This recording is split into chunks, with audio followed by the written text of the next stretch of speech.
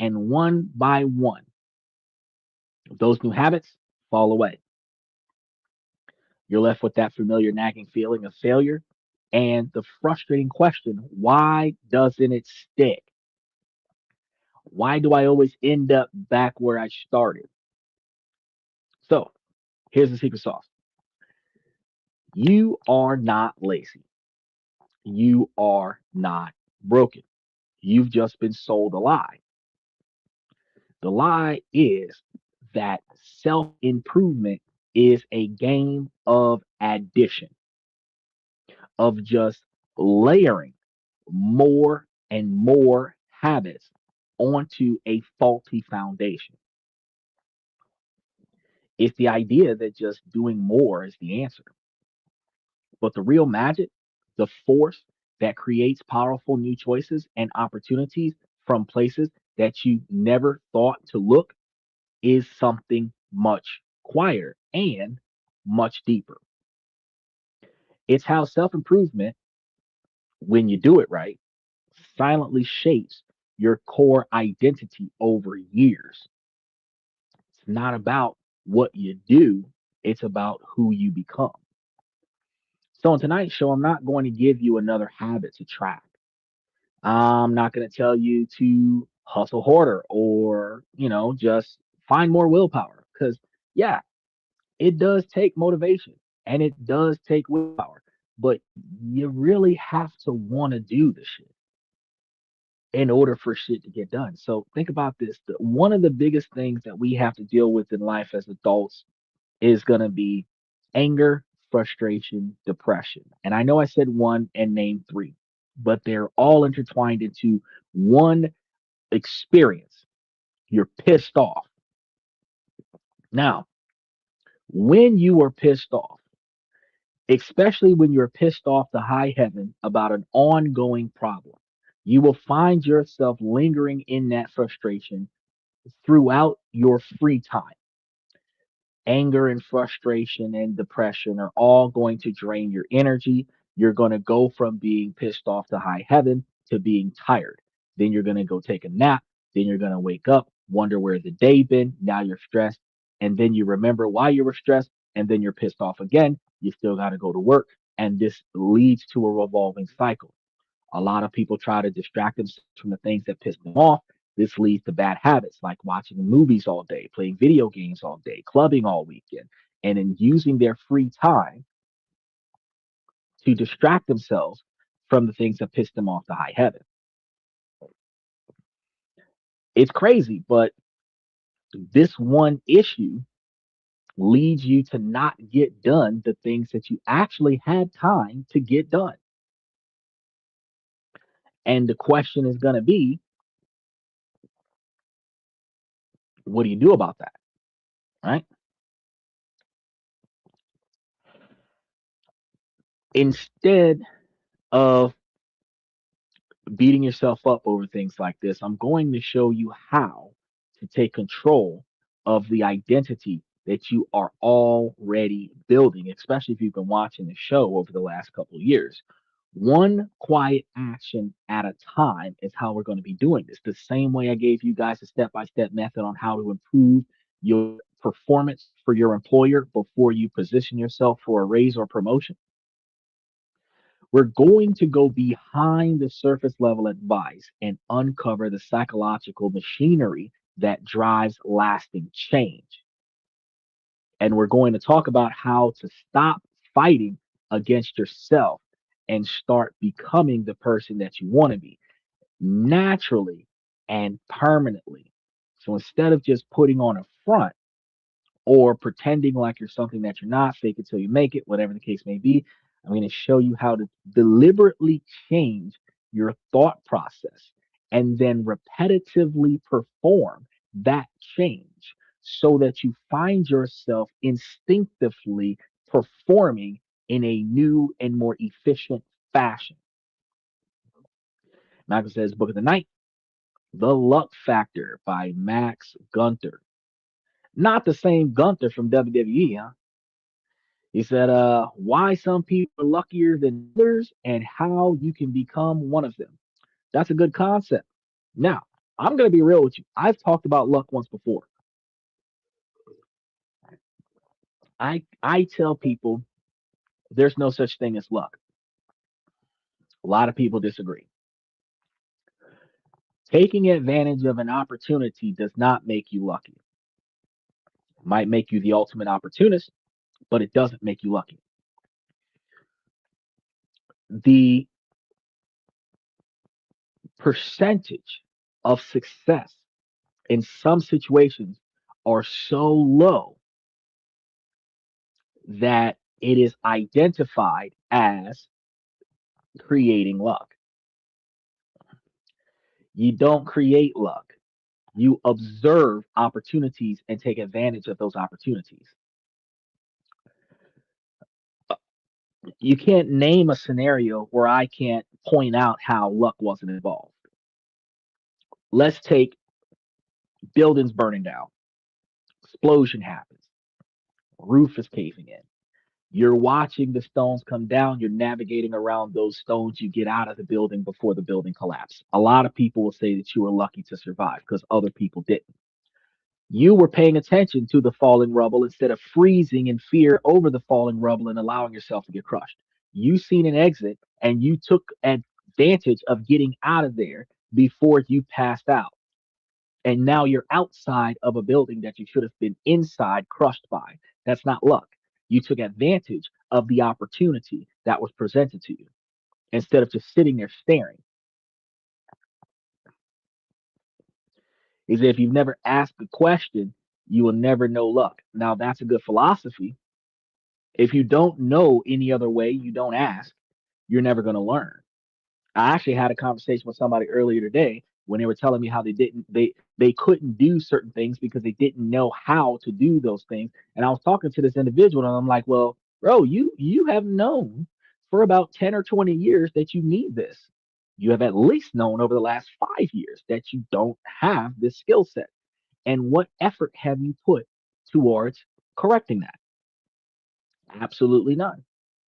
So, are you deprived of the skill set and the needs because society is advanced beyond your skill set, or are you deprived because you have not applied yourself to figure it out? Because everybody else is doing it, right? It's not luck. And a lot of people will then say, well, I'm blessed because people are doing things for me. You've got to understand the true to life dynamic is that there is a gaslighting method of psychological and emotional manipulation where people will play the victim. I'm in a distressful situation that I can't get myself out of because they're not putting any effort into getting themselves out of it. Then people with good hearts who allow themselves to be manipulated because they have a hero complex in their own right will come over and save the other person. Now, self pride from being able to save somebody else from disaster, um, small dopamine hit, but you're sacrificing yourself for somebody else's lack of application when that person could have done it themselves. For example, flat tire on the side of the road, and I'm gonna flip the script right now, and I'm gonna flip the script to a magnitude where the ladies won't get pissed off. I'm gonna flip it in a way where the ladies are gonna be like, "Oh, check it out, flat tire." Dude standing outside of his car, spare tire in the trunk, crowbar in the trunk, jack in the trunk sitting open. Woe me. I don't know what to do. Lady comes up, gets out, heels, three-piece suit, looks at the tire. Oh, I can help you. She takes his tire out of his car. She takes his jack out of his car. She takes his four-way out of his car. She's jacking up his car. He's thinking her, oh, I don't know what I would have done without you. She's putting the tire on the car. She tightens all the lug nuts up. You're good to go. Thank you so much. Gets in the car, drives away. This woman's now late. Y'all are sitting over here thinking while I'm giving y'all this story, that man should have changed his own goddamn tire. He's a grown ass man. Now, flip the script and had that man pull up in a three-piece suit, Oxfords, Louis Vuitton suit, little girl sitting there by the car. Always me. It's a man's responsibility to come and change that tire. Now, I'm not about to get into no sexist stuff right here. I'm just about to point out the fact that just like he could have changed his own damn tire, she could have changed her own damn tire. The fact is that if you're standing outside of your car with all the tools and resources to change your own damn tire, why are you waiting on somebody else to change the tire for you? Likewise, most things in life, I can't, is a self-sabotaging mentality that puts you in a position where you don't even try. You don't know if you can. You know that you can't jump and touch the sky because every time you jump, you never touch the sky. Half the time you can't even touch the ceiling in the room that you're standing in. But you know that if you jump too high in a room with a ceiling fan that's active, you will hit that ceiling fan. So you're jumping high enough that your feet is off the ground. So how high can you jump? You won't know until you start trying. Michael says, I have a question, but already know who. He said, I say to them, good luck. Call me when it's fixed. What is your question? You were supposed to put the question up there, even though you know who the answer is. The thing is that I use that as an example, Michael, because the dynamic is that if you put yourself in a helpless situation deliberately, and now you've got people coming to bail you out, you're gonna tell enough people that you're in this destitute situation until somebody comes and helps you out. Like for example, there was a lady who does not have enough money to pay her rent, but she has enough money to buy lottery tickets every few days. She always tells everybody that she doesn't have enough money to pay her rent. Then at the end of the day, somebody will give her money to pay her rent. So her rent gets paid based off of the good faith efforts of the people around her.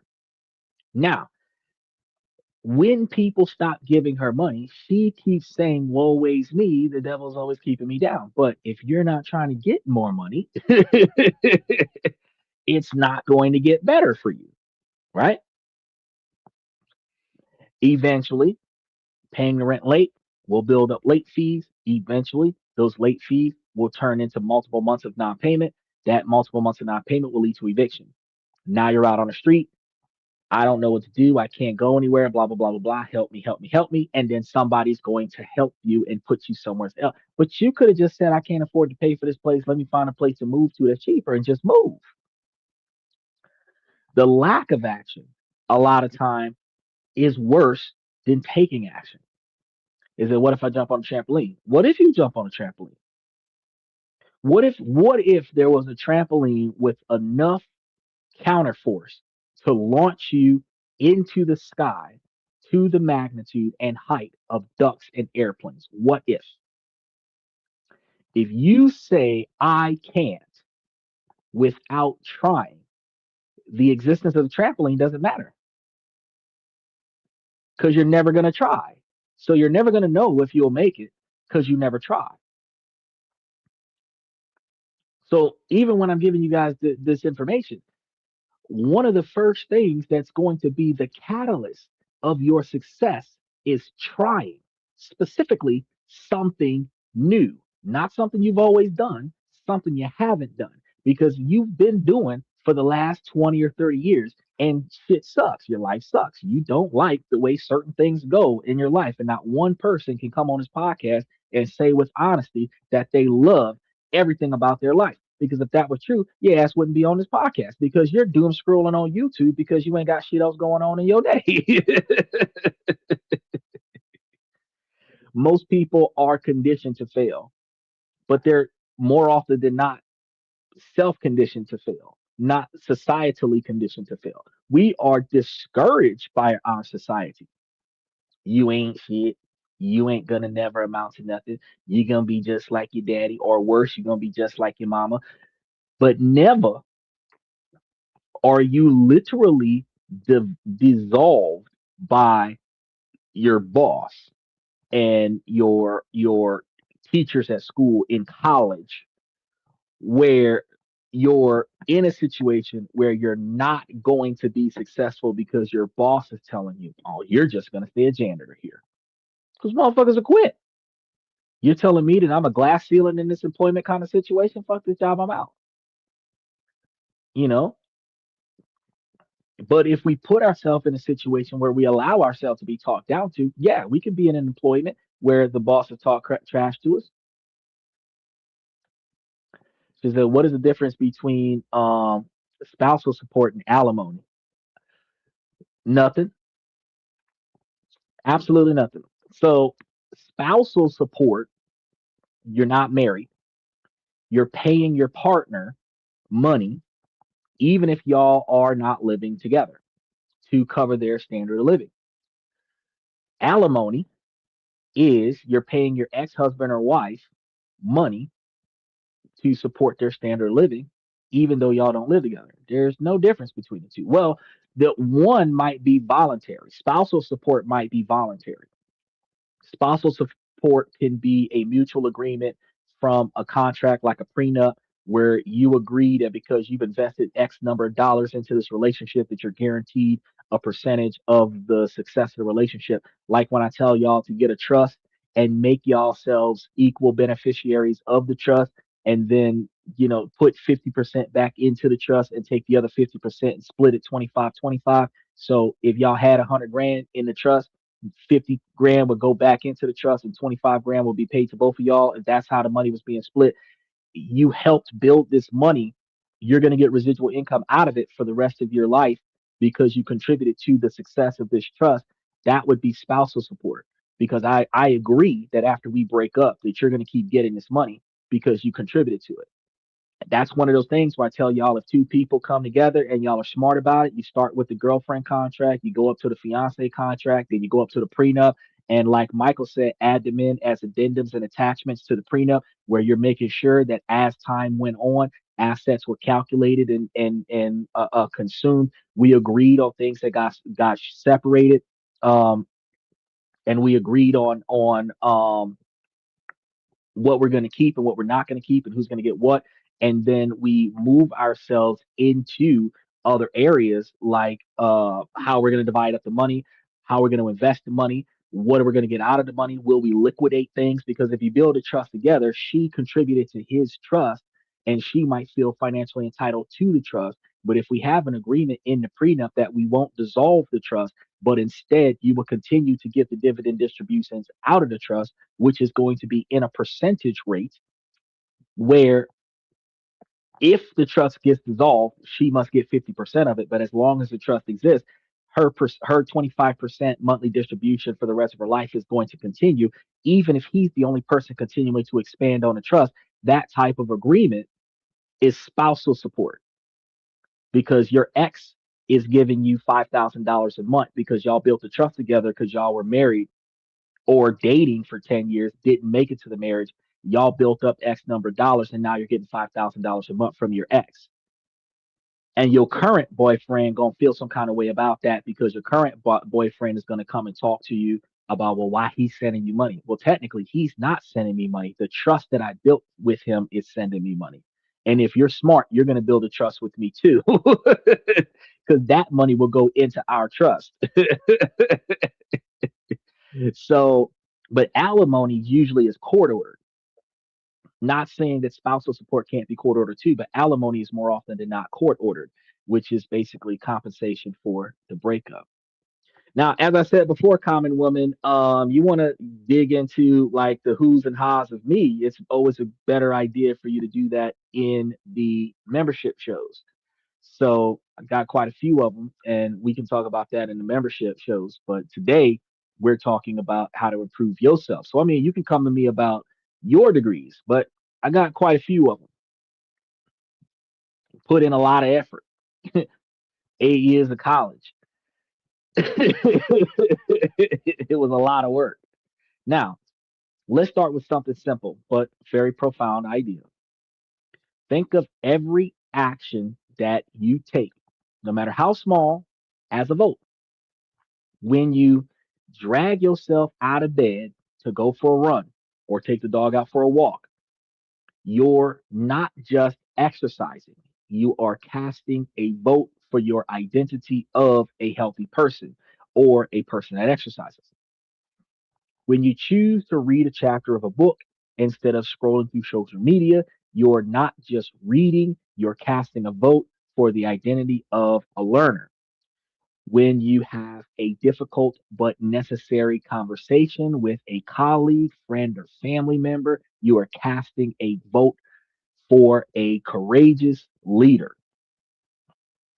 Most of us are trying to change our lives without changing our votes and how we cast them.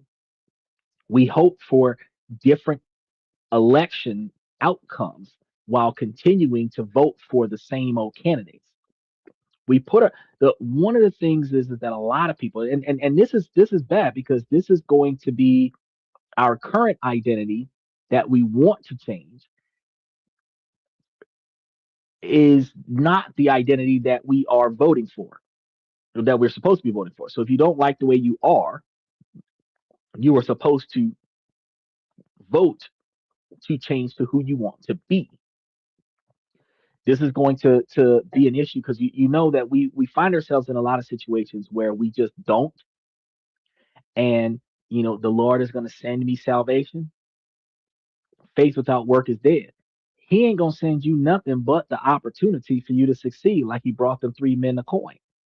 If you hold on to the coin and the Lord gonna make me rich eventually, and you just keep that coin, you always got that coin, but you ain't got nothing but that coin. You ain't spending that coin, so you ain't got no coin to eat nothing with. You ain't investing that coin or anything to that effect. You're not getting more coins. You just hold on to that one coin, like if I keep this coin, eventually the Lord gonna make me rich. No, your opportunity to get rich was when he gave you the coin, and you're supposed to figure out what to do with the coin. You're not going to have a better life by waiting for your life to get better. You're going to have a better life by changing how you live your life so that your life becomes better. Like I told Stephen a few months back when he told me that he didn't like the job that he had with the boss that was being difficult. He couldn't watch our podcast because the guy wouldn't let him have his headphones on. And he was like, "Oh, I'm not always going to be on this job." And then I asked him, "And what are you doing in your life to change that?" He's going to college, but up until we had that conversation, he had not started making a plan to change out of that job. The problem is that over time, you're going to show up for work every day, telling yourself it's not always going to be like this. And you will find yourself 25 years on the job looking back at, I've been here for 25 years. Now ask yourself, when will it stop being like that if you've been this way for 25 years? What it takes is for you to start doing something different, either trying to get promotions in the company or looking for another job or start up your own business. You might have to go to college and get you some degrees to improve your education skills so that you can use that to go and get you a better job. You might need to network somewhere so that you can get in touch with some other individuals who can help you perform better in other um, fields of work. You might need to look up on a financial opportunity. I'm gonna say luck up because true, and it's a force of habit for us to say luck, but I'm gonna say luck up on because you're not actually applying yourself. Because that's truly where luck comes from. Somebody else is going to give you an opportunity, and you have to take advantage of the opportunity, but you're not looking for the opportunity yourself. The truth is, if I told you that there was something that you could do to make you money guaranteedly on a regular basis, if you do it, that's not luck. That's opportunity that came from motive. And you took advantage of it. It's just like the crime scenes. You know what they talk about on NCIS? They always look for first thing, motive and opportunity. I can have the motive to commit a crime, but if I don't have the opportunity to do it, the crime never commits. I can have the opportunity to commit a crime, but if I don't have the motive, the crime is never committed. Now, if I have motive and opportunity, I'm likely a suspect. It is the same thing in life. If you have the opportunity to be successful, but you don't have the motive, you're not going to be successful. If you have the motive to be successful, but you don't have an opportunity, you're still not going to be successful. But if you're not looking for opportunities while you have the motive, then you lose the motive. And an opportunity passes you by and you disregard that opportunity because you no longer have the motive. Guess what? You still aren't successful throughout all of that, right? Traditional self help focuses on the single actions and the habits themselves. But the action isn't the point. The action is merely the evidence. It's the proof that you offer your own brain about who you are, or at least who you're supposed to be. And this is going to be where the real transformation happens. Neuroscience shows us that our sense of self isn't some fixed singular thing, it's a dynamic process, a collection of different parts and states stored in a vast intrinsic network of connections in our brain. Yeah, I looked that up. These connections aren't set in stone, they're plastic. They can change, strengthen, and form new pathways throughout our lives based on our experiences, thoughts, and most importantly, our actions. So your brain is literally built to change. The biological reality is your permission slip to become someone new. Typically, every 5 to 10 years, we find ourselves in some way, shape, or form different than what we were, to the magnitude that we can also be embarrassed about who we used to self identify as. You remember them childhood photos? I can't believe I wore that outfit. You have to have the drive or you will never be wealthy. Snaps. Oh no, synapse. I'm thinking, snap girl, yes. Yes, synapse. That's correct. Now, think of your identity as your inner operating system. It's the deep, often unconscious software that runs your entire life. Your habits, your decisions, your emotional reactions, these are just the applications running on top of the operating system. You can try to install a new productivity app or a health eating app, but if your core operating system is coded with the belief like I'm lazy or I'm not good enough, those new apps will consistently crash and they're not going to integrate. So the behavior will feel forced because it's in conflict with your internal self concept. True, lasting change doesn't come from forcing new apps to run on an old system, it comes from upgrading the operating system itself. You do this by feeding your brain a consistent stream of new evidence, one small vote at a time. Your future self isn't imaged into existence, it is trained into existence.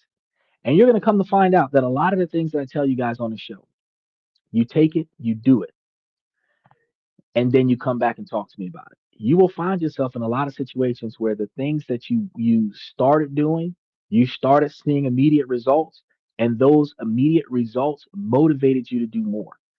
There are going to be some of y'all that are going to see what I'm talking about, and you're going to start doing it. You're not going to see immediate results, and you are not going to feel motivated to continue and feel like, ah, yeah, he full of shit. He's just talking because what you're trying to do is above your motivation.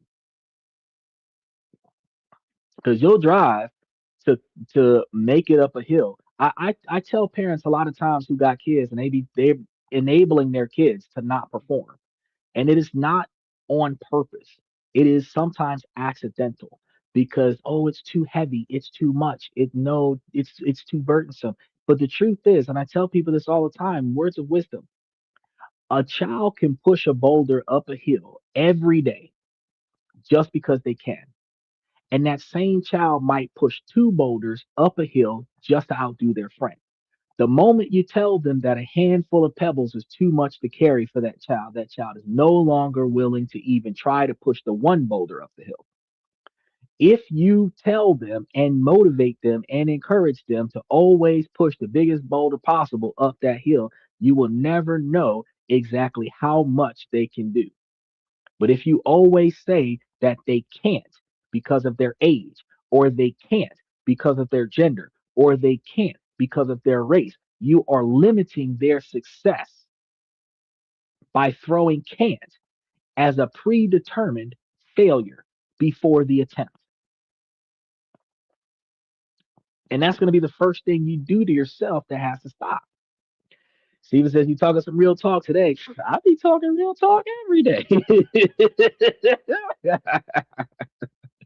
But this is the dynamic. This is the dynamic. Is that the smarter one will get a wheelbarrow. But see, we're not even talking about critical thinking. We're talking about motivation in and of itself. Because the determination for the child to get the boulder up the hill might decide grab a wheelbarrow. One might decide get a car. One might decide have a crane pick it up for them. One might decide to pay other kids to do it for them. It doesn't matter how the job gets done. What matters is that the motivation to get it done is going to be limited by either societal discouragement to perform or self discouragement to perform. A 5-year old can drive a car if they can reach the steering wheel and will see over the steering wheel and reach the gas and the brake pedal. If you teach them how to drive and you put them in the position to drive, they can drive. Now, legally, they can't drive until they're 16, but if they're tall enough, they can drive at 7 and 8 years old. So logically, can they do it? Yes. But if you tell them that they can't do it until they reach a certain age range, they're not even going to try. Can kids work at 7, 8, and 9 years old? Yes. It's discouraged in child labor laws, but can they do it? Yes. Can they start up their own business at 7, 8, 9 years old? Yes. What's that little girl named Layla that has been a celebrity since the age of 6? Can you be famous as a toddler? Of course you can. Most kids aren't because most parents don't motivate them kids for that. Like the lady who was trying to shut down her child's YouTube channel because it had 12 million subscribers on it. Shit, let me have 12 million subscribers. Let my kid get 12 million subscribers. I'd be like, man, share some of those with me. You know what I mean? These are the motivation. It took 120 years for Goldies to wear face masks in hockey. Oh, but if it took them 120 years for the goalies in hockey to wear a face mask, for 120 years, they were allowing themselves to get hit in the face and knock their teeth out, but they stopped that hockey puck. Now, the kids' parents in 2026 will say you can't play hockey without the padding, without the helmet, without the proper equipment. You can't join the team. You can't join the league. You can't. But that's not true. You can. You can. You can start a team playing street hockey, get signed by a sponsor, and become a professional hockey league because they saw how good y'all was in the street doing it with tree branches and rollerblades, and they put you on ice, and you're doing just as good, if not better, than the people who've been training on the ice since they were small. As long as you take I can't out of your dialogue, they don't want me to. They're trying not to allow me to, but I can. I'm supposed to. It's my right to. These are issues that are self-destructive. And y'all see the rebellion in it. I don't know why y'all can do this at a traffic stop. Oh, I can do this, I can do that. You're not telling me what I can't do. I know my rights. But why you can't do that with self-improvement? Why you can't do that with self-improvement? It's crazy. Your future self isn't imaged into existence. You got to understand that. So you don't just decide to be a new person and then act accordingly. You act like a new person, and over time, you become that person. For me to carry myself as a more intellectual person, I have to learn more things. I would have to teach more things. I would have to retain consistently all of the knowledge or most of the knowledge that is universally utilized on most of the things that I teach. That puts me in a position of the self image of a teacher, of an educator, of a motivator, of a influencer of sorts, right? Now, every day I do research, every day I teach y'all. Every day I learn something, every day I pass that knowledge on to you. 3 years running, I have mastered it. But if I still had access to some of the first handful of shows that I had starting up when I first started trying to do this, I am way better at this now than what I was when I started. I couldn't just say, oh, this is what I'm going to do. No, I had to practice. I had to change. I had to improve. I had to invest the right effort in the right places so that I wasn't wasting a lot of time on things that did not benefit me. Trial and error. I'm not quitting because it's too hard. I'm changing and redirecting myself to things that are less difficult to still accomplish the same goals. The future already exists in space and time. It's too bad that we cannot see it. Well, um, that's hard to say. Okay, theoretically speaking, again, it's not luck if your future is set in stone, like a destiny. Now, when we start talking about the difference in decision making, each yes has its own train of thought, and each no has its own train of thought. And like heads and tails on a coin, the probability of saying yes is 50%. The probability of saying no is 50%. And the probability of saying yes only increases based on external motivation. How much does this yes benefit you versus how much does this no benefit you? So it might be 60-40 or 70-30, depending upon what your objectives are, right? However, every yes has a consequence, every no has a consequence.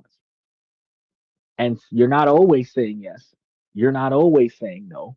The probability of yeses and the probabilities of nos is the multitude of different outcomes of your life. Now, if we assume with destiny that there is a fixed point in your life or several fixed points throughout your life, those fixed points throughout your life that are unchanged, no matter what you do, this is going to be the outcome.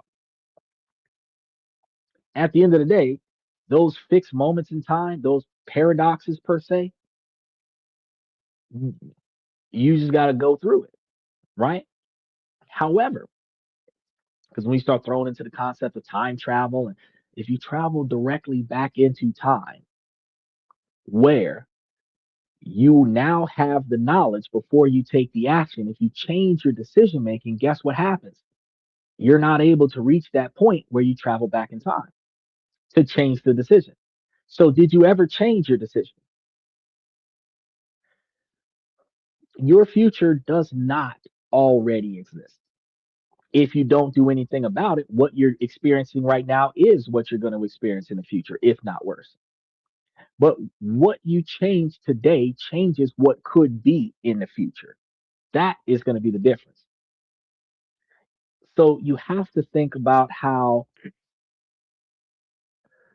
where do I want to be at in 5, 10, 20 years? And will I be able to afford that? With what I'm doing now, maybe not.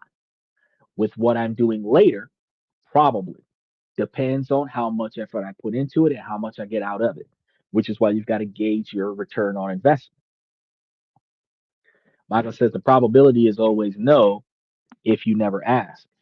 That's true. If you never apply yourself to doing it, if you never apply yourself to gaining new knowledge, then you're never going to apply yourself to performing new actions.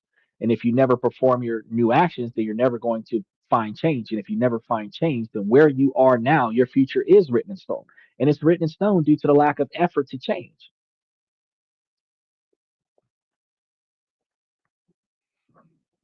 So your brain is going to build a sense of identity from the accumulated evidence of your past actions. It's like we reassemble ourselves daily, and the glue holding our core identity together is the memory of what we have done. So, when your external actions align with your internal identity, the change becomes natural. There's no longer a need for brute force willpower because the behavior is simply an expression of who you currently are. Being able to make more effective decisions requires for a more effective change in decision making. You have to change how you identify how this situation impacts you for you to change how you're going to address it. When you want to address it from impressing other people, you might make self damaging decisions to entertain the masses. I'm not going to allow somebody to disrespect me, so I'm going to curse them out. I'm not going to allow somebody to disrespect me, so I'm going to beat them up. I'm not going to allow somebody to insult me, so I'm going to embarrass them. If that is the behavior that you have, then when somebody comes and approaches you incorrectly, you already have so many loaded up zingers, so many loaded up hits where the whole crowd is, oh, oh, and they're cheering on the chaos. But low class behavior encourages low class behavior. Now, a higher valued individual on the outside of the scenario, looking inside, watching your performance, is going to be disappointed. After that performance is over, if you meet the person that saw your past behavior and then tried to get into a business opportunity with them, they would discourage themselves from aligning with you because of your past performance. Now, if you carry yourself as an individual of more success, of more stability, of better decisions, where you're not going to allow yourself to even be involved in a situation where you have to act outside of the character that you have designed for yourself. Now, you are not going to carry yourself with low value. You are not going to entertain low quality dialogue to feel fitting in with low quality behavior. You're not going to communicate with slang just so that you can be part of the in crowd. You're going to communicate with intelligence so that you can be a part of the financially successful crowd, right? You're going to look for more ideas. You're going to look for more financial opportunities so that you can get involved in more profitable scenarios so that you're not just sitting on cash. Your cash is making cash for you. You're not going to get that by sitting on a stoop passing a blunt with your homies, freestyling on rap beats but never dropping your own album. And so, well, I agree with you, but we are not moving in a linear time, which is a human invention. It's like a matrix, little cubes of time that exist like our childhood, adulthood, and old age. Be that as it may, you don't necessarily you don't have to be functioning in a direct straight line. When you think about every yes is going to the right or left, and every no is going in the opposite direction, you will be zigzagging through life to make your decisions. The more yeses you have, the more no's you have, the more yeses you have, the probability of reaching your end goal is dependent upon every present decision that directly improves your ability to accomplish your end result. The old saying, the ends justify the means, allows you to make catastrophic decisions to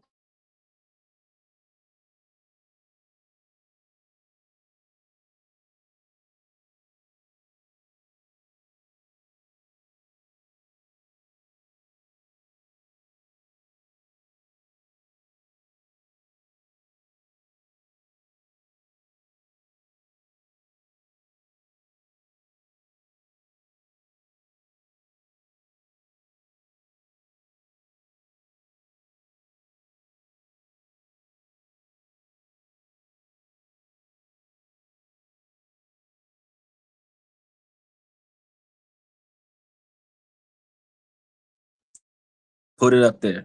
Now, let's see. Am I here? I think I'm in here. I should be on the screen some kind of way. trying to get it back up here. So what happened was the internet had crashed. Oh, now the internet's gonna come back. See how they be doing me, bro? See how they be doing me? It fluctuated. I seen it do it, and I was like, "Ooh, it's gonna go out right." Right, I make a good point. It on us. So let me go ahead and get us back in there. All right. All right, there we go. We back. We back. He said it looked like Epstein figured it out. Nah, so here's what I'm trying to say. He said we're all algorithms. Well, we're all walking businesses where we all have our own self-image, we all have our own self-brand, and we all build ourselves to a certain degree, to a certain magnitude. Now, he said it looks like Epstein figured this out. You're back from the future. Look, so here's the thing. Um, even when you consider the fact that we have different stages in life that can be considered a form of matrix, like a little cube of time, how your life is now is based off of the decisions you're making now. But the decisions that you make now also impact your outcome in the future. So instead of having catastrophic decision making where you're going to make a bad decision to impress the people around you, you now make a good decision that will remove negative people from around you. So you end up in a position where you're now making more success. The more individuals that observe me on this podcast making more appropriate and decisive decisions is going to be the more people that are going to be able to learn from me in this podcast, where I will be able to then encounter those individuals in person and they will realize, well, he is always providing knowledge and intellect on his podcast. So if he talks to me now, he will provide knowledge and intellect now, which then puts us in a position where I'm likely to talk to an individual that is interested in knowing what I have to say instead of me having to force my opinion or my thought process onto a person that is not interested in what I had to say. If I was one of those red pill, blue pill, black pill podcasts, then the people would only be communicating with me simply to belittle my thought process and devalue me as a person instead of learning the knowledge and information that I have to teach, which would then change my availability to be successful with certain individuals. Now, if I have the money to back up my decision making process, I don't have to impress the person in the conversation. I just have to buy them out of the deal. But if I don't have enough money to manipulate the table, then I have to negotiate with the person that has more control over the outcome of this engagement than I do. And the only way that works is if they respect me. And the only way that they respect me is if I behave in a manner to be respected. And that behavior starts before I meet them. So if I'm twerking up in the nightclub, dancing on a pole, feet on the ceiling, and sliding down a pole and all this stuff. And then I decide that I want to put on a pantsuit and come out and come and talk. People aren't going to respect me. Girls that have OF accounts can't walk up to a man and talk to him no matter how much knowledge she has and talk to him as if she is in charge of the situation. They're going to devalue her because of her behavior on camera. Doesn't matter how smart she is, doesn't matter how rich she is. Her value is based off of what she did on camera. If she would have come from a Fortune 500 company, if she would have came from a law firm, if she would have came from a backed by a university or something to that effect, she would have come with a legacy of success that was built, which would then put her in a position to argue a more intellectual position. How you doing, Claudia? He said, I do agree with you in general. I mean, I don't disagree with the logic of when we start talking about quantum physics and when we start talking about lapses in time and this, that, and the third. When we start talking about a timeline, if there's only one timeline and you go back into the timeline and you change it, then the end result is going to be different. And if the end result is going to be different, then the Time is not going to be linear because now new outcomes branch off a different timeline. If the timeline is fixed in stone, then you cannot change the past, which also means that you're not able to influence the past, which means you cannot influence the future, which means the future is written in stone, which means you're just riding the waves of life. But if you choose to stop going to work, you choose to stop making money. When you stop making money, you choose to end up being homeless. If you choose to get a better job, you choose to make more money. And then once you start making money, you can get you a better house. So your future is not written in stone. Your future is consistent with your current decision process. So if you don't change your decisions, yes, your future will be written in stone, but it will change based on how you change. Michael says it's nice to think about the future and other things, but most will never experience it. So live in the now. I don't agree with that. He said, your thoughts are impressive, but linear physics is two channels over. I agree with you on that. I perfectly agree with you on that, Michael. The thought that I have on this is that living in the now does not prepare you for tomorrow. If you know it's going to rain tomorrow and your rain clothes are dirty, you don't have the ability to wear your rain clothes in the rain tomorrow. Now you're getting wet tomorrow because you're not preparing today for the rain tomorrow. If it's going to be cold tomorrow and all you have are shorts and short sleeve shirts and you don't have the ability to dress warm because you're not preparing for cold weather, then you're going to be cold because you're not preparing for tomorrow. It is more effective for tomorrow to be less difficult if you prepare today for tomorrow. A spare tire in your car today prepares you for a flat tomorrow. Jumper cables in your car today prepares you for getting a jump tomorrow. Charge battery chargers on your car today keeps your battery charged until you decide to use your car tomorrow so that your battery's not dead. You have to prepare for your future. I'm not saying that every decision that you make in life must be only for your future because you do have to exist today. But if you don't like the way your life is right now, everything you don't like about today, everything you don't like about yesterday, you are supposed to be putting forth effort today to make changes for tomorrow so that next week doesn't suck as much as last week. That we're walking into Friday. If the last 7 days were shit, the next 7 days can only be a little bit better if you start making better decisions for next week. For example, we got taxes coming up April 15th. If you haven't done your taxes yet, especially if you're entitled to a refund, you must do your taxes. If you don't do your taxes, you won't get your refund. And if you do it too late, you will lose your refund or have heavy penalties and not get as much money back. So if you go ahead and get your taxes done now, you can get your refund sooner, which means you can have more money late in April, early in May, and be able to pay for the things that you cannot afford to pay for now, which allows you to make certain changes. And in this dynamic, with well, not double overtime, but with overtime paid being credited, tips being credited. Any credit card tips that were usually taxed, they're going to give you refunds on that. Any overtime hours that was taxed in 25, they're going to give you a refund on that. Your refund in 2026 is going to be higher than your refund in 2025 simply because the tax laws changed. So if you wanted to buy a new car, if you wanted to fix your old car, if you wanted to buy a new outfit, if you wanted to pay for something for your kids, if you wanted to go on that one little vacation, you can't do it with the extra money you're entitled to if you don't go get it. So that requires you today to do your taxes so that tomorrow you got extra money. She said, I don't think I've asked before, but what are the books behind you? Go sit down, girl. The books behind me are a curtain. Yeah. Blackout drapes in front of a window.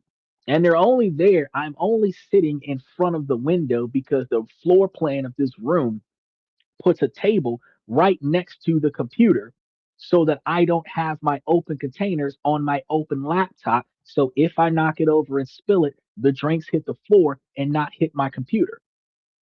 So I'm actually only positioned in this location because there is a section cut out over here for a whole table.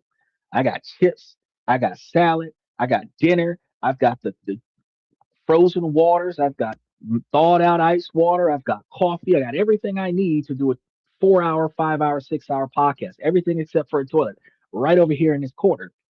Then I've got a table in front of me with the computer. So it is more convenient to be positioned in front of this window than it is to be in front of a different wall in the room that would have me to rearrange the entire room just so that I can have a white wall behind me. Nobody would ask me, hey, what's that white wall behind you? But because I thought this pattern would be nifty, so many people are distracted by the fact that there's a pattern on the wall that they're not paying attention to the information being provided. And it really just shows that the thought process in the moment is not to learn more things. It is to really like heckle the background. If you're paying attention to the background, you're not paying attention to the message. I could be giving this exact same podcast while sitting on the sidewalk in front of a closed grocery store, and the message is still equally as important. But if you're paying attention to why I'm on the ground in the middle of nowhere and not paying attention to the message, you're not going to improve. My background changes and I'm improving, your background is not changing, and you are still in the same place you were when you met me, and you're wondering why you're not satisfied with your life. And I'm giving you advice on how to improve your life when I'm using that exact same advice to improve my life. That puts us in a dynamic in the future where you will eventually tell yourself, I wish I had that, but we could have been doing it together and you weren't. And that's what we're talking about right now is not just the lack of motivation, it's the lack of application. She said it's called instant gratification. You're right. And it does lead to instant gratification. He said to cover up the bars. And no, this is the third floor. There isn't any bars on the window. There are no bars on the window. He said, have you checked out the book Atomic Habits? That's a good one. The author's name escapes me, by the way. The pattern is fantastic.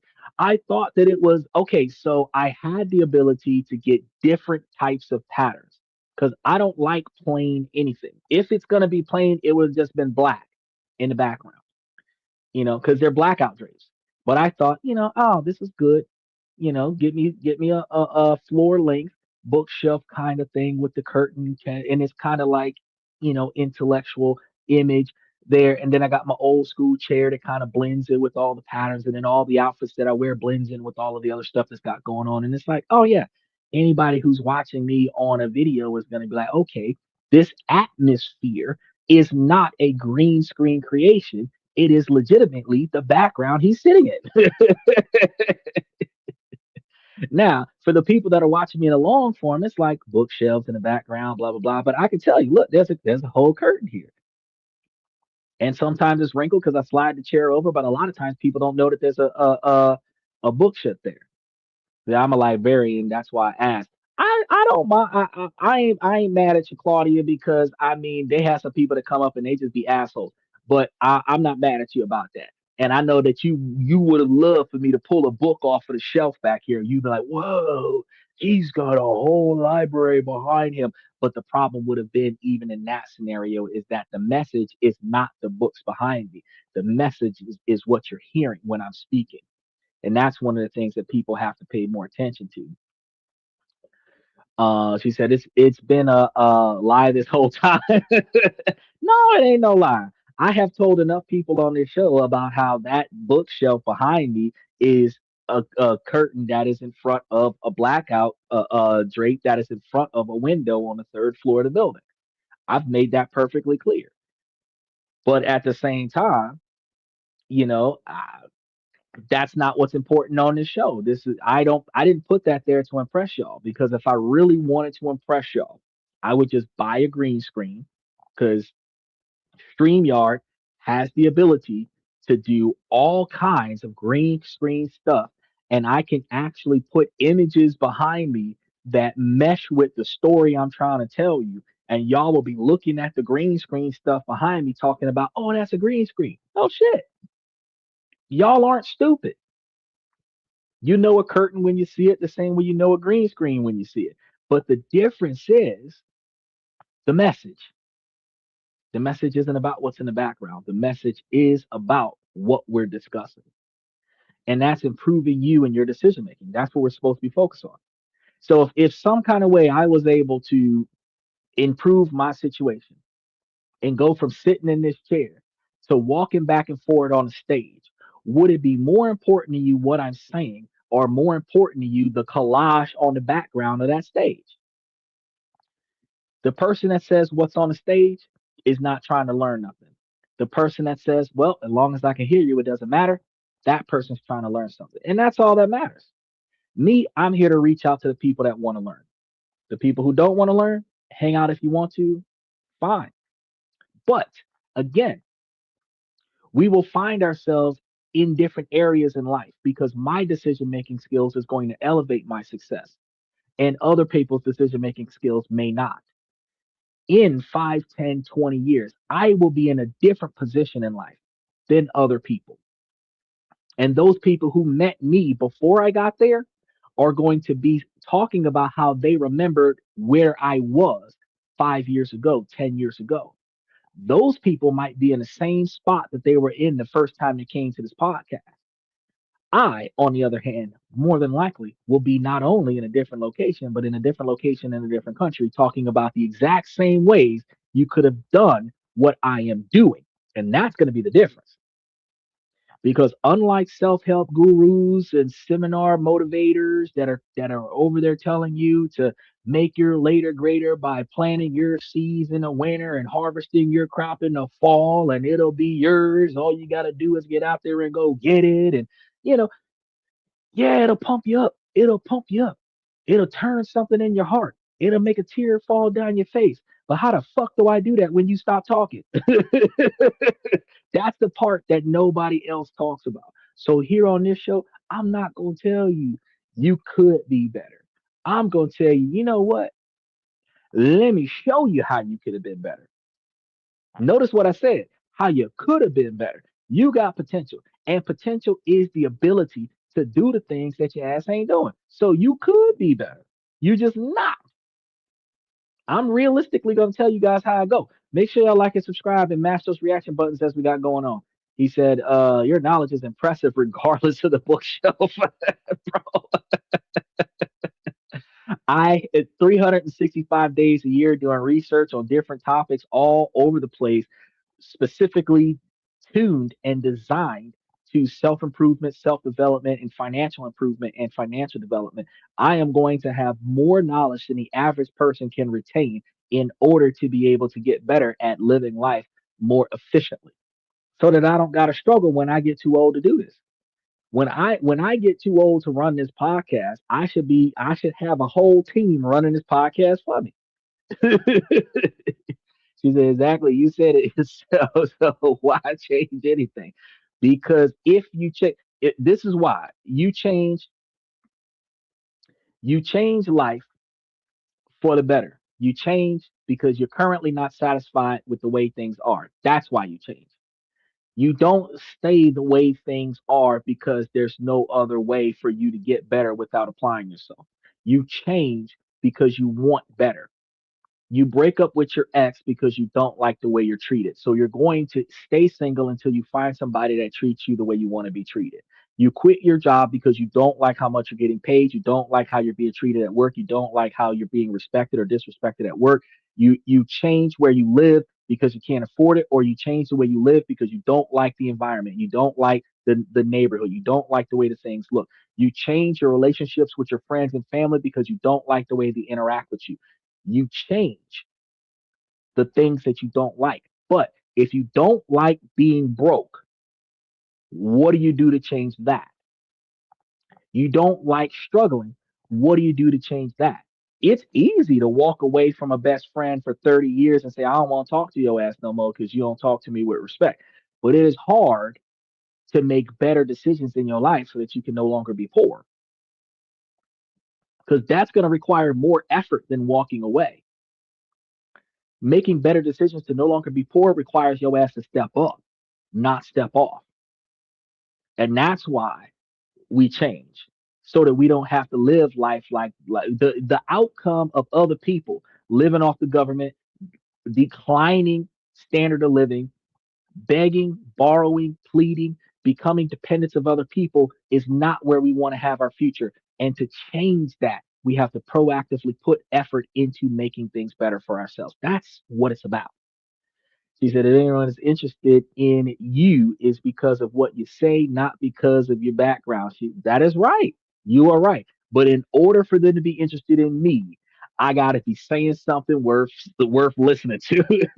Because unlike a female on a podcast, if I had at least one hot chick on my podcast right now, slight cleavage exposed, just split the screen, and she be there, so many people would be here staring at her chest, regardless of what I have to say. She don't got to say nothing, and I would have 100,000 views a night because there's a hot chick on the channel.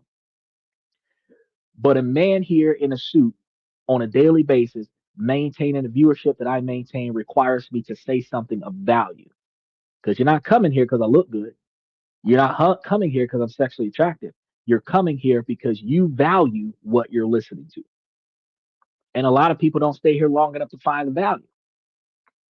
Is that littler manageable habits every day will get you to the goal, like playing a piano for half an hour every day. That's the secret. Truth be told, that's actually part of it. And we're going to be getting into a lot of it tonight. Truth be told, developing habits, it takes about 66 days to develop a habit, and it takes twice as long to break the habit. But you can undo the habit by repetitively not performing the habit for 66 days or longer. 66 days is 2 months, 2.5 months. And the fact is that all you have to do is stop performing for 3 months and you no longer have the habit anymore. However, coming to the podcast every day for 3 years, now I am motivated. While I'm not always on time, I'm motivated to show up every day. I can't not have the podcast. I have done it for so long that it has become the kind of habit where I don't feel comfortable not doing the podcast. I can't just say, I don't feel good, I'm gonna do it tomorrow. No, because I have to do this because I've developed that into the core identity of myself.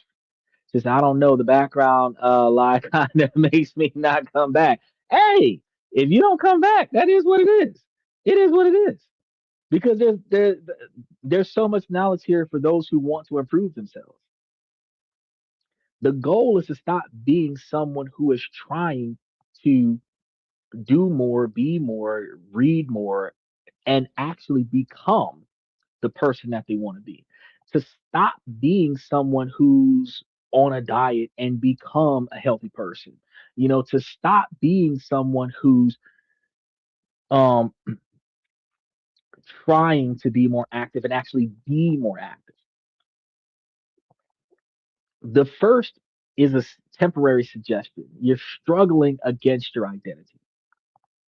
The second is a permanent expression of your identity.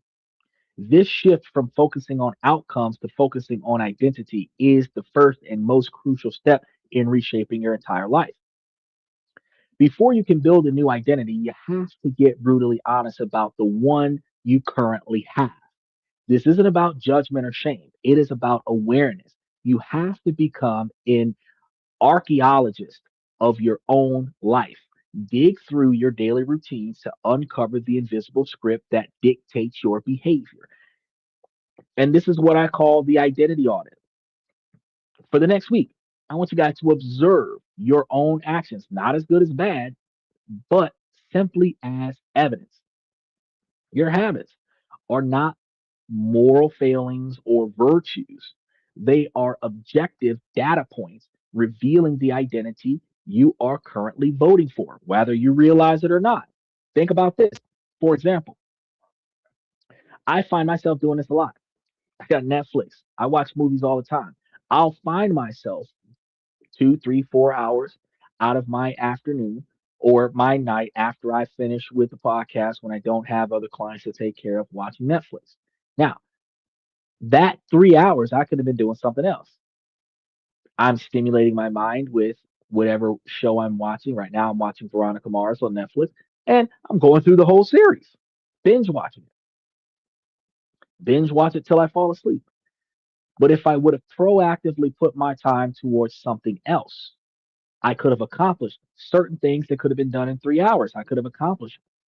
If I'm watching those movies 3, 4 hours a night every night for 7 days, that's 28 hours out of the week that I was watching movies. That's a part time job. I could have been putting that effort towards something else. Yes, you do deserve a rest. You do deserve a break. You don't need to always have something to do every waking moment of your day. However, if you recognize one simple step, such as that, you can say, well, I can limit my entertainment to 1 hour a day, giving me 2 or 3 extra hours a day to do something else. So now I'm only spending 7 hours a week watching Netflix and now spending another 14 hours a week being productive. A simple change like that, you're identifying what you're doing, why you're doing it, and what you're going to change about it. It's not about beating yourself up. You know what I mean? It's not about tearing yourself down. It's about recognizing what's going on right now and then making changes. Look at your bank statement. Where does your money go? The numbers don't lie. They might reveal that you're casting your votes for an identity for someone who is valuing immediate gratification over someone who is valuing long term security. Impulse buying online doesn't make you a bad person. But when you need money for an emergency and you don't have it, you're always looking back on the last handful of things that you bought that could have been the money that you're using for this particular moment. And you regret those purchases, but you can't bring them back. You can't undo what's already been done. You just have to live with the decision you already made. However, on the flip side, when you're preparing for your future and certain things happen, and then you realize you have more access to money than what you thought, you are grateful that you made the decisions to put this money in a place where now you can use it. But your decision in the past led you to this position to have all of this extra money. So God didn't bless you with money. You provided it for yourself. Look at your screen time reports on your phone. What does it say about the identity that you're embodying? Perhaps it's someone who is afraid of being alone with their thoughts, or someone who prioritizes passive entertainment over active creation. Notice that example I gave you earlier. Sometimes I prioritize passive entertainment over active creation. If I want to switch my vote to active creation, I will limit my passive entertainment and prioritize active creation. Look at your calendar. How was your time really spent? Is it filled with activities that reflect the person you want to be or the person that you've been on autopilot? Because a lot of us spend so much of our life on autopilot. We get up out of our bed, make our bed or not, eat at some point, leave the house, do things, come back to the house, take a shower, hopefully, go lay down, do it all over again. We're on autopilot. The days we don't have anything to do, we don't know what to do with ourselves. And more of us, more often than not, either doom scroll on social media or we're Netflixing our lives away. There are some of us that do have hobbies, that do have activities, and some of us just go clubbing with friends and socialize. But how we spend our time is typically autopilot. It's routine. I play cards with my friends on Saturdays, or I hang out with my homies on Friday, or I tend to the flower garden on Wednesdays. It's routine. Look at your diet, your conversations, the media that you consume. Each one is a vote. Every time you come to this podcast to learn something, you're coming to this podcast with the intent to come out with more knowledge than what you went in. When you go to other podcasts that's only about conflict, that's only about chaos, that's Only some girl dancing on the screen so that you're now dealing with temptation instead of self motivation. What you consume actually impacts your identity. Each one is a vote. Each one is a piece of evidence reinforcing a particular self concept. Think about the people that end up in fights with the police or something to that effect. You consume a lot of those videos. You come with the self developed animosity to retaliate to behavior you don't agree with. The kung fu movies we used to watch back in the day, we used to practice those moves and practice those street fights and choreography and stuff. And you find yourself using some of that stuff in real life, which is why they used to put all of those restrictions on TV and cartoons and video games because you embody the stuff that you take in, the information that you take in. The most powerful part of this audit is uncovering your invisible scripts. These are the stories that you tell yourself about who you are, often without even realizing it. And this is first person accountability. They sound like facts. I'm not a morning person. I'm terrible with names. I'm just not disciplined. I've never been good at math. I'm too old to start something new. Where did these scripts come from? Many were written in childhood by parents and teachers and peers, but some were written by past failures that one time you tried to start a business and it tanked, cementing the script that I'm not an entrepreneur. Others are handed it to us by society, pre-made identities based on our job, our gender, our social background, our race, our gender, every all of this stuff is imposed upon us in some situations. He says fighting with the police is not recommended. It's not. It's not. But have you noticed First Amendment auditors run out there with their video cameras, standing in places, ultimately enticing society for conflict, hoping that they're going to get content. And they will stay there long enough to make the environment uncomfortable for the people who are normally there. Those people are going to call the police. The police's job is to dispel the discomfort. Well, ultimately, it's to keep you safe, but the police are going to behave like their job is to dispel the discomfort, keeping the peace. In doing so, they have to make you move along. You're not going to move along. That's going to be the conflict. Now they're going to argue about how you are causing a disruption, which you are by doing absolutely nothing. While it's not a crime, they're going to promote their constitutional right to be an asshole in this location and make everybody around them feel uncomfortable because they can. Doesn't mean you should. It used to be done to raise awareness. Now it is clickbait. Those individuals decided to do this for two reasons. One, because I bet I can beat that cop better and out talk him in the scenario. And two, because I can get serious money off of all the views that that conflict would have. Now, the downside to that dumbass decision is that they're going to get out there, say the wrong thing, stand in the wrong spot, be engaging with the wrong officer, and get slammed on the ground, get handcuffed, brought to jail, and now you have an arrest on your record. Your reputation is devalued. Yeah, you can sue the police. Yeah, sometimes you can get a settlement. Not always the case.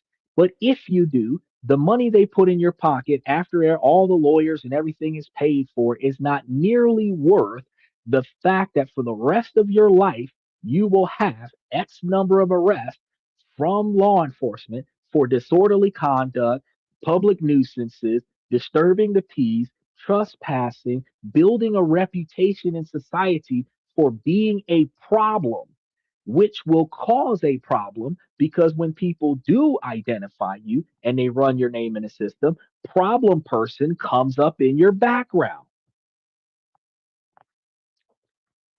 Now, how does this help you if you're trying to get a better job? You decided to be a content creator for a while. Your views didn't get off the ground as much as you wanted. You decide that you want to go get this corporate job. They do a background check. You got 84 arrests. Hold up. Your lease is up. Your landlord's renovating the apartment. You've got to move. You got arrested 6 months ago.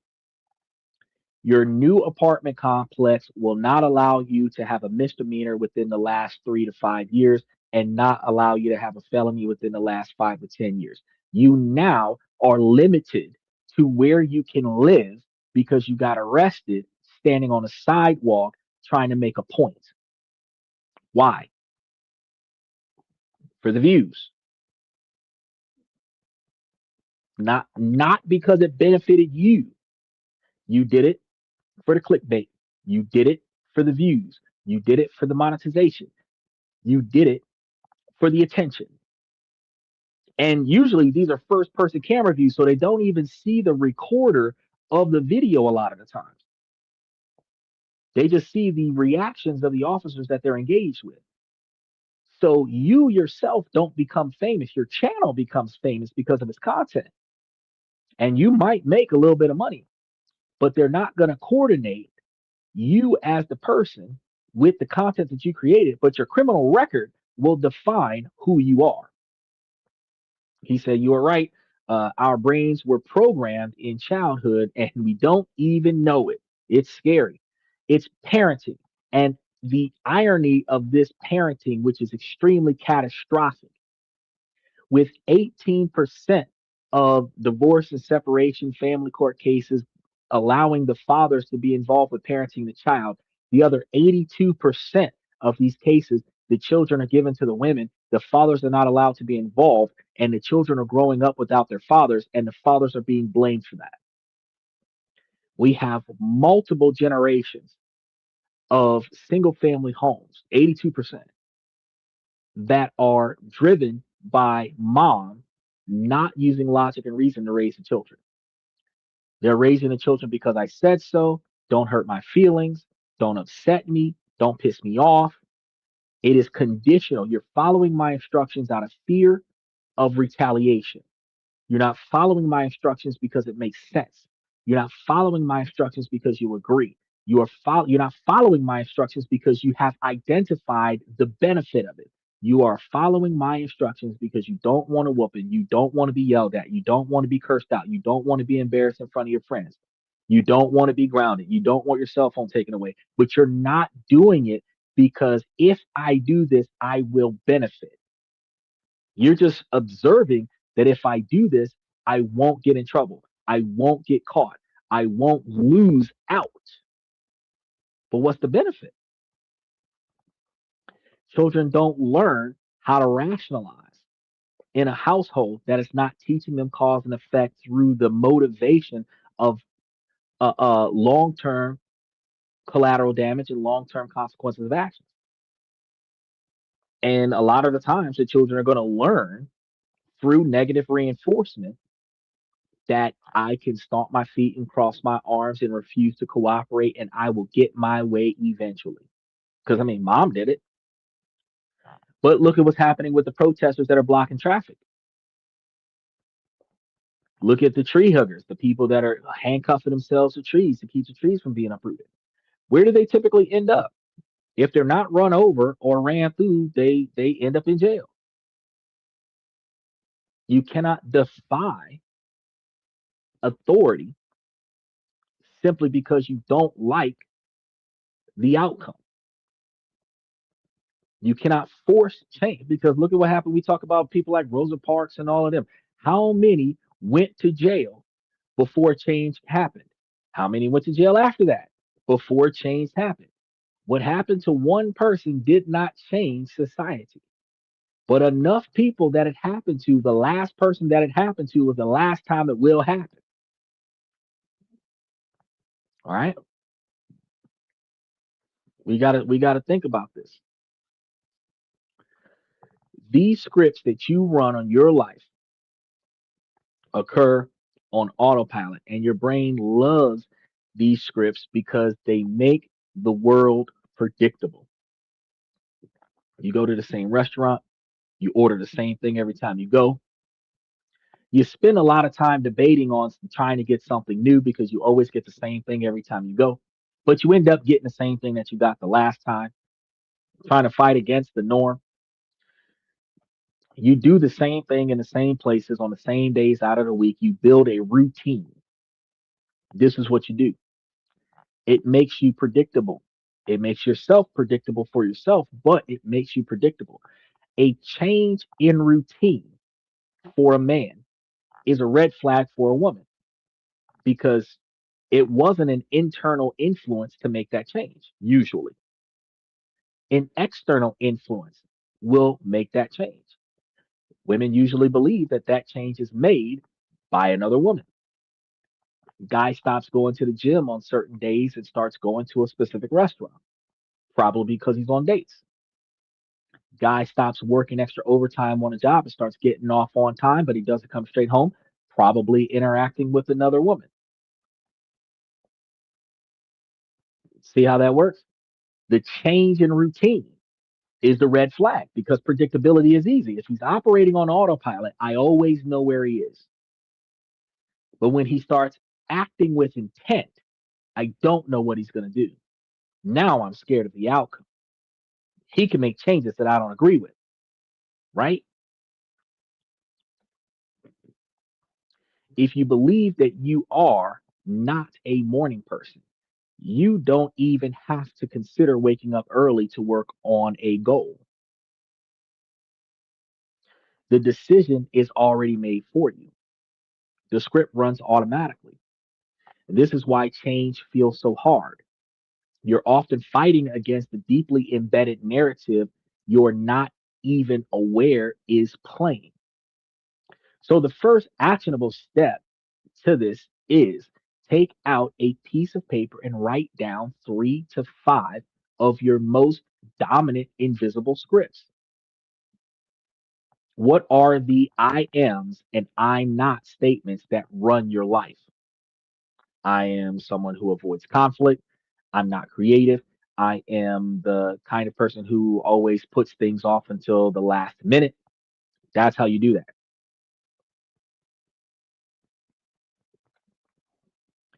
They say, well, how do you program your brain? We're about to start that. We're about to get into that right now. We're about to start talking about how do you effectively reprogram your brain. First, you have to understand what the program is. And just writing them down is going to be the revolutionary act. It's going to pull them out of you. And it takes them from being an unchangeable, unconscious core truth and turns them into what they really are, just sentences, stories. And the beautiful thing about these stories is that they can be edited and they can be revised. A new story can be written. This is the audit. And this audit isn't about making you feel bad about yourself. It is about taking back the pen. You can write a new story until you read the old one. So you're not going to be able to redesign who you want to be until you identify who you currently are. So this is awareness. The first step in a 12-step program is realizing that change is needed. Second step in a 12-step program is figuring out how to make that change. The third step in a 12-step program is taking action on that change. Now, it doesn't matter how they word it. Those are going to be the first 3 steps you're going to have to do in order for you to get through that 12-step perfect program. Because if you don't know that there's a problem, you're not going to know how to address the problem. If you don't know how to address the problem, you can know there's a problem and you're not going to be able to change that problem. If you know that there's a problem and you know how to change that problem and you don't put effort into changing the problem still doesn't change. So you have to cover those 3 things first. Identify what the problem is. This is going to be the first thing in reprogramming your brain. Identify the problem. I'm not going to say I'm not a morning person. I know I'm not going to be up in the morning because I go to sleep in the morning. If I want to be a morning person, I need to work in the daytime and sleep at night. I work overnight, therefore I sleep in the day. That is a conscious choice. So just saying, oh, I'm not a morning person, that's not true. I just got off at 8:45 in the morning. I have been up since 2 o'clock in the afternoon. It's not that I'm not a morning person, I'm going to bed. Self accountability. This is going to be the first real step towards agency and empowerment. You have to see the matrix before you can leave it. Just like Trader was talking about with the time paradoxes, you have to see what's wrong before you can see it. Once you've audited your current identity, it is time to intentionally cast new votes. And this is going to be where the most self improvement advice comes in at.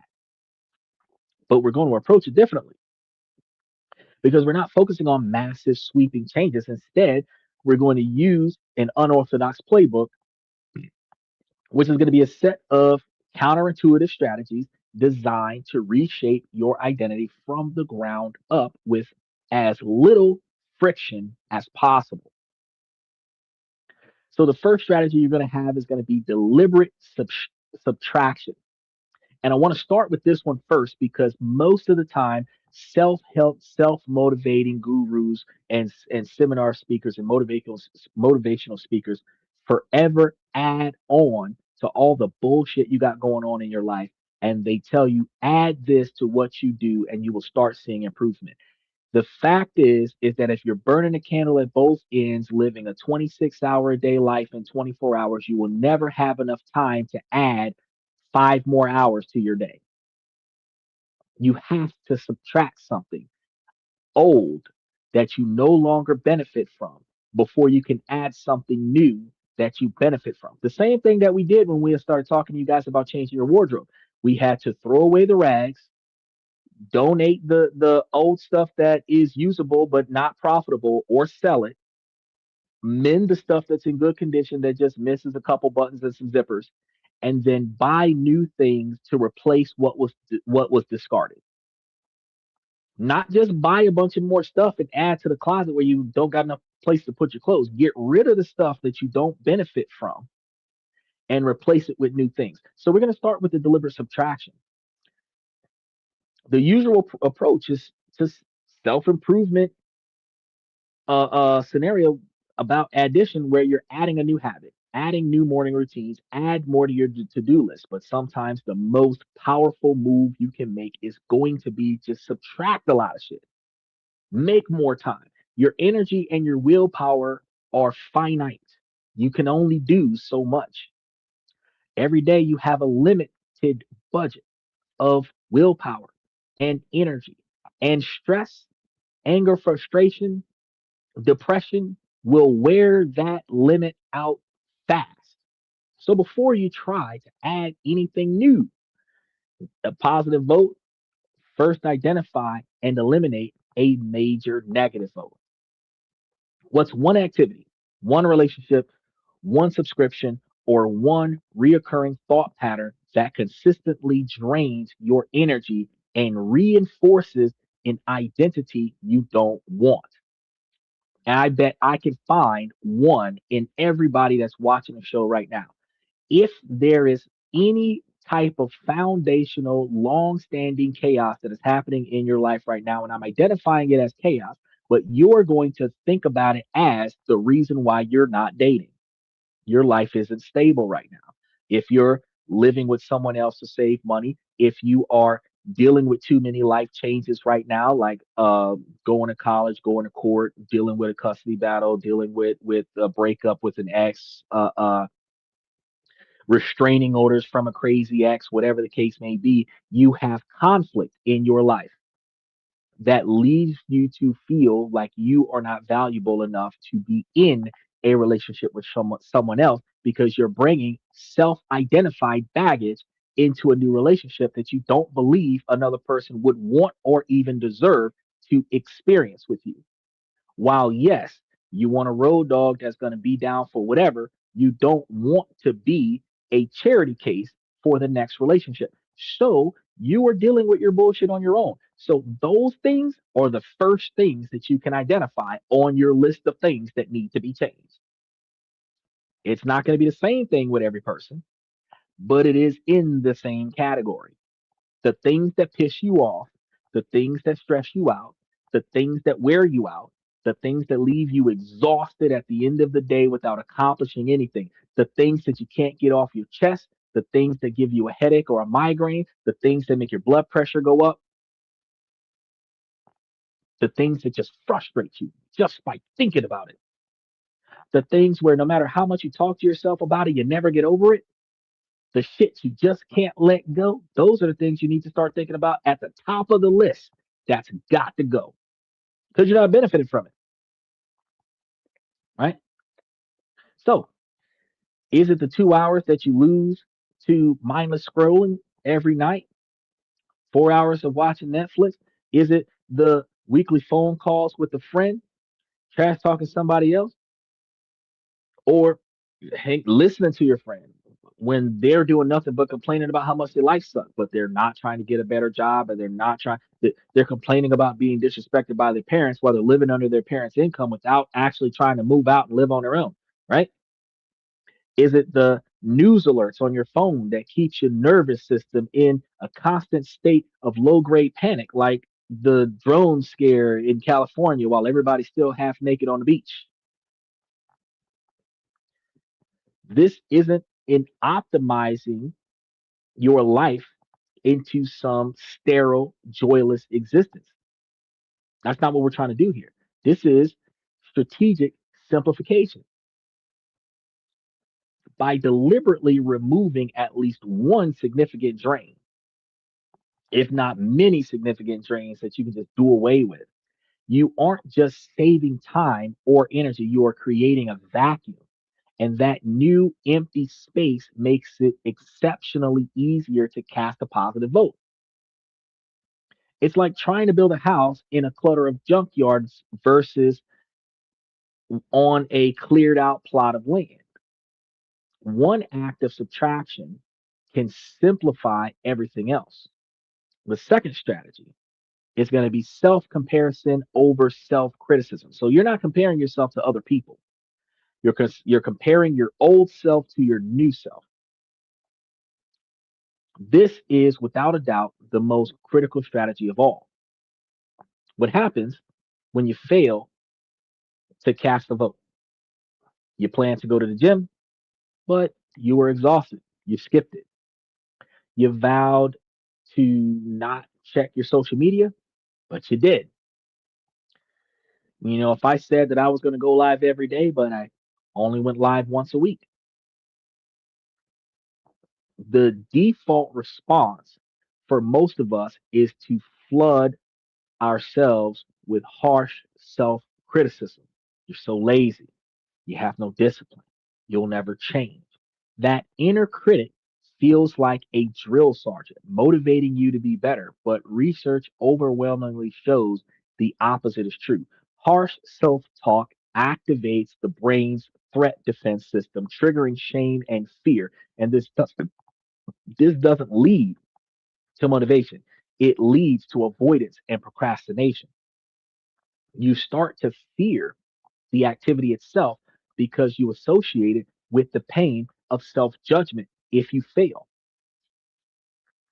I would personally be too embarrassed if I didn't do whatever it was, right? Now, nobody else is judging you. Half the people don't even know what you're doing and could care less about it, but you will judge yourself. So you won't even try. Like, for example, dancing in public. Most people won't even attempt it because they don't want to look like a fool, not because they're not good at it, because they don't want to be shamed by not doing it correctly. Self comparison is the antidote. It's not self pity or making excuses.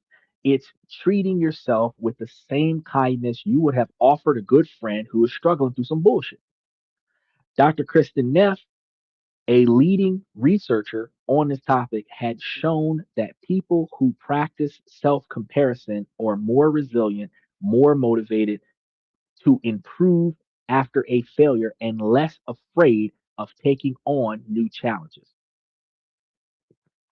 It provides a stable sense of self worth that isn't dependent on success. I don't have to have a million views every day in order for me to be here every day. They're not intrinsic with one another. My success is going live. I went live. I did it. Doesn't matter how many people's here. I could be talking to myself or I could be talking to the nation. I did what I came to do, which was turn on my camera and talk to the world. That inner critic in me is a harsh one. Everyone is consistently complimenting me, and I'm always feeling like I could have done better. I just got 100% on a speech I felt I did bad on, for example. You just like me, Steven. I be kicking my own ass. I be kicking my own ass. I used to do research papers in school so well that people were paying me to do research papers. Then I did so well at the research papers that my teacher motivated me to do better by giving me a B after giving everybody else in the class an A. Not thinking about it, I challenged the teacher, how can you give me a B when I wrote every paper in the class? I got my A. But the fact is, I wrote 30 papers for you this month so that everybody else could turn in one, and you gave me a B. I know I could have did better, but I was fucking tired by the time I got to me. But the principle of the fact is that when you see somebody else fucking up, you are less likely to criticize them as much because you know how bad you treat yourself when you do wrong. So you're like, yeah, they already feel bad. So I'm just going to try to cheer them up a little bit. But we need to start doing that for ourselves. Yeah, you fell off the horse, but you're not dead. Your legs aren't broke. You can get back up and get back on that horse. First, before you get back on that horse, what caused you to fall? Let's fix that so that you don't fall again. All it takes is changing how you approached failure the first time so that you don't experience that failure the second time. But if all we do is say you fell off, you're an idiot, you're a dumbass because you couldn't hang on to that horse, you're not good enough, everybody's laughing at you, blah, blah, blah, blah, blah, blah, blah. You're tearing yourself down before anybody else can mock you. So after you finish making fun of yourself, belittling and devaluing yourself, then everybody else crowds around you and makes you feel just that much worse. It's not necessary. Again, your self esteem is the esteem of yourself. So the only way that you are going to feel good about you is if you feel good about the fact that you tried, feel good about the fact that you learned from your mistakes, and feel good about the fact that you have the capability of trying again. Just like with your speech, you might have did a good job. You might have did better than most, and you might still feel like you could have done better. On my live podcast, things happen, losing connection, the frame drops. Um, my dialogue isn't always the way I would prefer it, but I can almost guarantee that my delivery is a lot more effective than the average person that's on this podcast doing what they're doing on this platform. I see a lot of different people, and the funny thing is that I've been doing this for a few years, and I'm seeing a lot of different people change the way they deliver after I started delivering it different. And I'm looking and I cannot take credit for it. I cannot at all take credit for it. But I have noticed a change in a lot of people's podcasts that I follow. Their delivery is starting to transition into the type of delivery that I give, which is non-judgmental and universally applied, where you can recognize that you're fucking yourself over instead of me telling you that you're a fuck up. Because constructive criticism is bringing to your attention the things in your life that could change you for the better. Mocking you and heckling you is just telling you that you're a screw up. It is not my position to tell you that you're a screw up. It is my position to point out the ways that you can do better.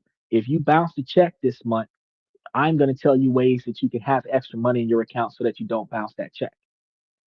If you ran out of gas this week, my job is to tell you ways that you don't burn as much gas.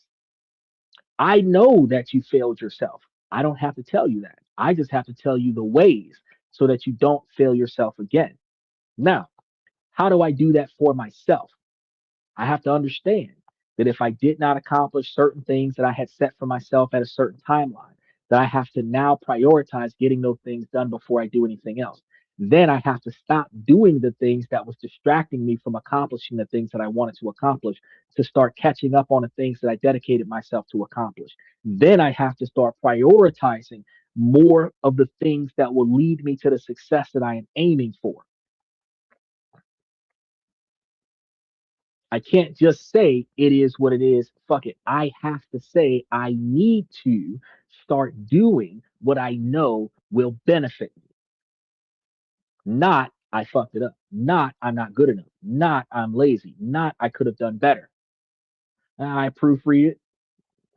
I probably can make a couple changes here and there and it'd be more satisfactory. As long as I can outdo the expectations of others, I have done more than enough. I could always do better. And Stephen, you can always do better. Your best will never be good enough for you. In your childhood, your best wasn't good enough for your parents. My best wasn't good enough for my parents.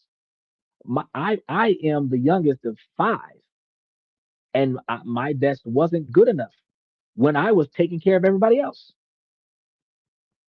But I'm better than everybody else. Not because I say I am, because everybody else is depending on me for their success. You notice that you come a lot further. You know that old saying where they say that the Lord only give you what you can handle? And some people follow that with, I wish the Lord didn't trust me so much. You might have five boulders on your back when the other person might only have one. You might feel like you could have carried six boulders. But the fact is, you only needed one. The other foe was your ego, and you weren't satisfied with yourself. Now, that doesn't mean settling for less is okay. That doesn't mean doing the bare minimum is okay. Aiming for the stars and capturing the moon is acceptable. What do people say? Fail forward, fail upward. If my worst failure is your greatest success, I still did more than you, comparing me to you. But if I don't look at my failures as failures, I look at my failures as obstacles that I will achieve. It doesn't matter if I'm number one. It just matters that I made it as far as I could go with the decisions that I made. And then I have to be satisfied with where I am based on the decisions that I made in the past. Because what I decided to do last year is the reason why I am here today. And what I decide to do today is going to be the reason why I am where I will be next year. So where you are today got nothing to do with me. And how much further do I progress in my life than you progress in yours has nothing to do with us. We do not impact each other's life outside of me providing you with other ways to make yourself better. I have to change what I don't like, right? So it's okay to be human. Rest is going to be important. What's one small thing that we can do tomorrow to get back on track? This is the response that deactivates the threat system and fosters safety. It frames failure not as a verdict on your character, but as a data point to learn from.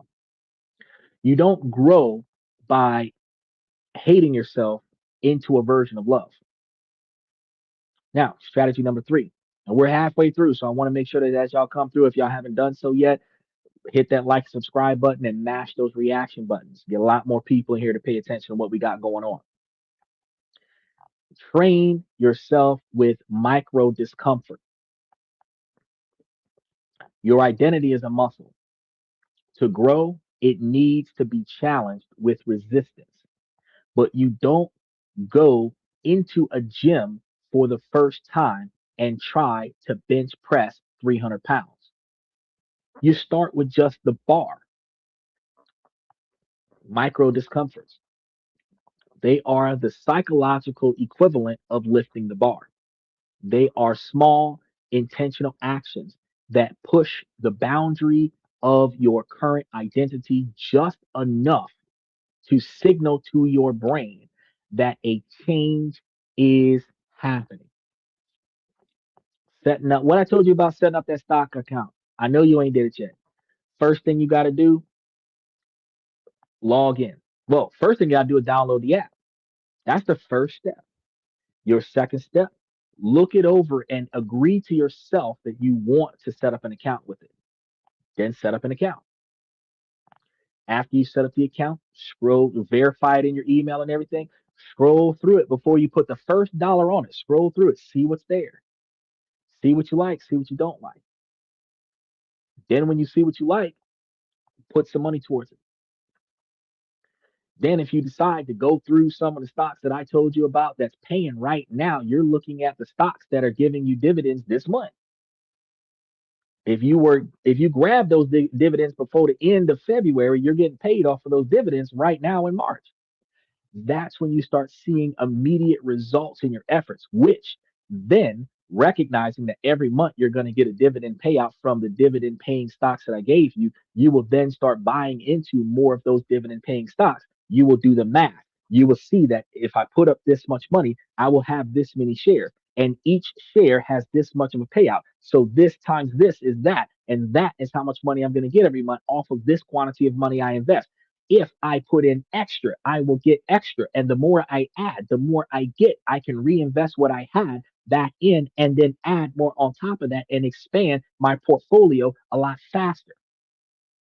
That's when you start seeing, oh, that's what he meant when he said compound interest, reinvesting your dividends into the principal and then adding more to the principal will get you to that $1 million in 10 years. It'll get you to that $1.5 million in 20 years. And if you're 36 right now and you start doing this for 10 years, you'll be 46 and you'll be almost there. By the time you get to 56, you would have made it. By the time you get to 66, about that retirement age, you don't need Social Security disability. You don't need to wait on the government to give you an $800 a month paycheck. You can take care of your damn self. And then, just like I told you about those student loans, when you can grab the subsidized loans, put them into an account that's giving you back 18% interest. They're deferring the payments and they're deferring the interest. Then you get the unsubsidized loans that are going to charge you interest. You defer those. They're doing $0 payments, boosting up your credit score, but they're giving you more capital with lower interest rates. If the school is giving you loans between 5 and 7%, and you're putting them in brokerage accounts that are getting 15 to 20%, the whole time that you're in college, you said you got 3 years left in your bachelor's degree. You're going to have another 2 to 3 years in your master's degree. And as long as you're going to school, you can defer your student loans. All of the money that you're not using on your education can go into your brokerage account. And you could build up enough money so that 6 months after your last day of school, you can start taking money off your brokerage account and put it directly on your student loans and pay your student loans off with your brokerage account and not have to worry about the debt. So you pay for your education, take the refund that you don't need for school, put it on your brokerage account, buy what you need out of your paycheck, and let your student loans build your future. A full academic scholarship comes with grants, scholarships, and still the capabilities of getting student loans. So if you don't need the loans, a lot of people will tell you don't get the loans. But again, if you borrow the money from them and put it into a brokerage account, the full scholarship, you don't need the money. So your entire education is paid for, and the difference between the interest rates you pay the school versus the interest rates you make off of the brokerage account is your profit. So if they're charging you 4 to 7% interest and your brokerage account is giving you 15, 18, and let's say 13 and a half after taxes, the difference between the 7 that you owe them and the 14 that you made is a 7% profit using somebody else's money. And what you paid them in interest is the cost of doing business. That's the difference. If you're getting government grants because you're poor, then you got a full ride scholarship because you're smart. You still qualify for the loans. because the government cap of $200,000 for your undergrad is for loans, not for scholarships. You can get an unlimited free ride on your scholarships and still take out more loans as long as you take out the loans responsibly. You want to compare what the interest rates on your student loans are to the interest rates in your brokerage account. And if the interest rates in your brokerage account are significantly higher than the interest rates on your student loan, you borrow for profit. I covered a whole show about this. If your SBA loan is a $50,000 loan that's going to give you, say, 14% interest on the loan, and you put that $50,000 into a brokerage account that's giving you 18% interest, that's a 3% profit. I mean, a 4% profit. I'm going to say 3% profit after taxes, but it's still a profit. It's still a profit. After you done paid off the loan, the principal is still there and it's paying you dividends. So the whole 50 grand that they gave you, you get to keep that. You done paid them off. And when you're paying on a loan, it offsets the taxation on the dividends from the brokerage account, which means you're not going to be dealing with extra taxes on a brokerage account. I covered that on the show quite a few times. And not too many people think about that. But this is how real estate investors turn themselves into billionaires. If I have a $500,000 house, I can mortgage it for $250,000. That's 50% of the value. I can use that $250,000, buy a second house for $250,000 towards that house or apartment complex. Typically, they're saying 20%, right? 20 to 30%. Well, if $250,000 is 25% of $1 million, if I have a $500,000 house that I can mortgage for $250,000, I can take that $250,000 and buy myself $1 million house. And now the number of tenants in that $1 million house is paying for the $1.5 million worth of property that I have tied up in a mortgage. But I could go one step higher. The house is going to allow you 70 to 80% of the after repair value. If the house is valued at 500, I can likely take out 300,000. And out of the 300,000, I can pay myself 100,000, put 200,000 on the $1 million house for 20% of the value of the property. Still rent it out, still got the tenants paying off the loan, but I paid myself $100,000. I used somebody else's money, leveraging my asset to pay myself and then put the rest into another asset where now the profits from both assets are paying off the debt, but I got 100 grand off of that. That's how real estate investors are making millions. Each time the property starts having more equity than it has debt, they'll leverage it to go and get more debt so that they don't have to pay the taxes on the profits because they have more debt than profit. But I paid myself first. Isn't that rule number one? Always pay yourself first. So I didn't take all of the money and put it into another deal and hope that I would get money off of the rent. I took money off the property, paid myself first, put the rest of it on another deal, and took the rent and put it on the mortgage. Same thing with your education.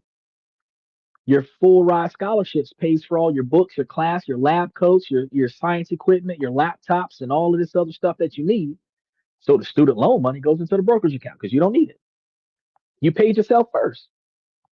Then when you graduate from high school, if you're getting $10,000 a semester going into a brokerage account, you're putting away $30,000 a year from your brokerage account. If you're in college for 10 years, putting away $30,000 a year, that's $300,000 plus interest that you would have pocketed. Hold on. Donald Trump said he's going to cap you at 200,000. That's fine. If he's capping you at 200,000, you're going to have 200,000 in a brokerage account, guaranteed. With interest, you're likely to still have like 350, 400,000 over the course of 5 or 7 years. And then you could take that money and start paying back the loan after you get out of college.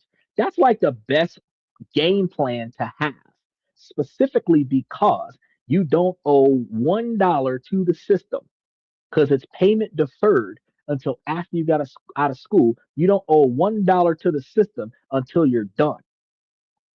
And if you're a career student, 6 credits or more, you're going to school ideally for the rest of your life, which means you can continuously defer for a decade or longer. First payment doesn't have to come forever. You'll be doing $0 payments forever. Now, you're not going to be able to borrow money forever because Donald Trump put a cap on the money, but you would still be able to hit that $200,000 mark. You would still be able to put that money away. You would still be able to bank interest off of that money. And eventually, when you get tired of going to school, when you graduate from school and stop trying to go anymore, or when you flunk out of school, whenever that happens, and you reach a point where you're no longer getting money from the school, about 6 months after that, your first payment is due. And that's when you start taking the money out the brokerage account and putting it towards the interest. I'm trying to told you. And in that dynamic, you could go one step further. Depending on the interest rates of your school and the interest rates of your brokerage account, if you leverage your brokerage account for cash, pay off your student loans up front, and then just use your brokerage account to pay off your brokerage account. Either way, now you've got a damn good credit score because you took all of the debt off your credit score, and now it's just sitting there leveraged against the brokerage account. Your credit score go up by a son of a gun. Crazy. There's so many different ways that we could do things if we think differently.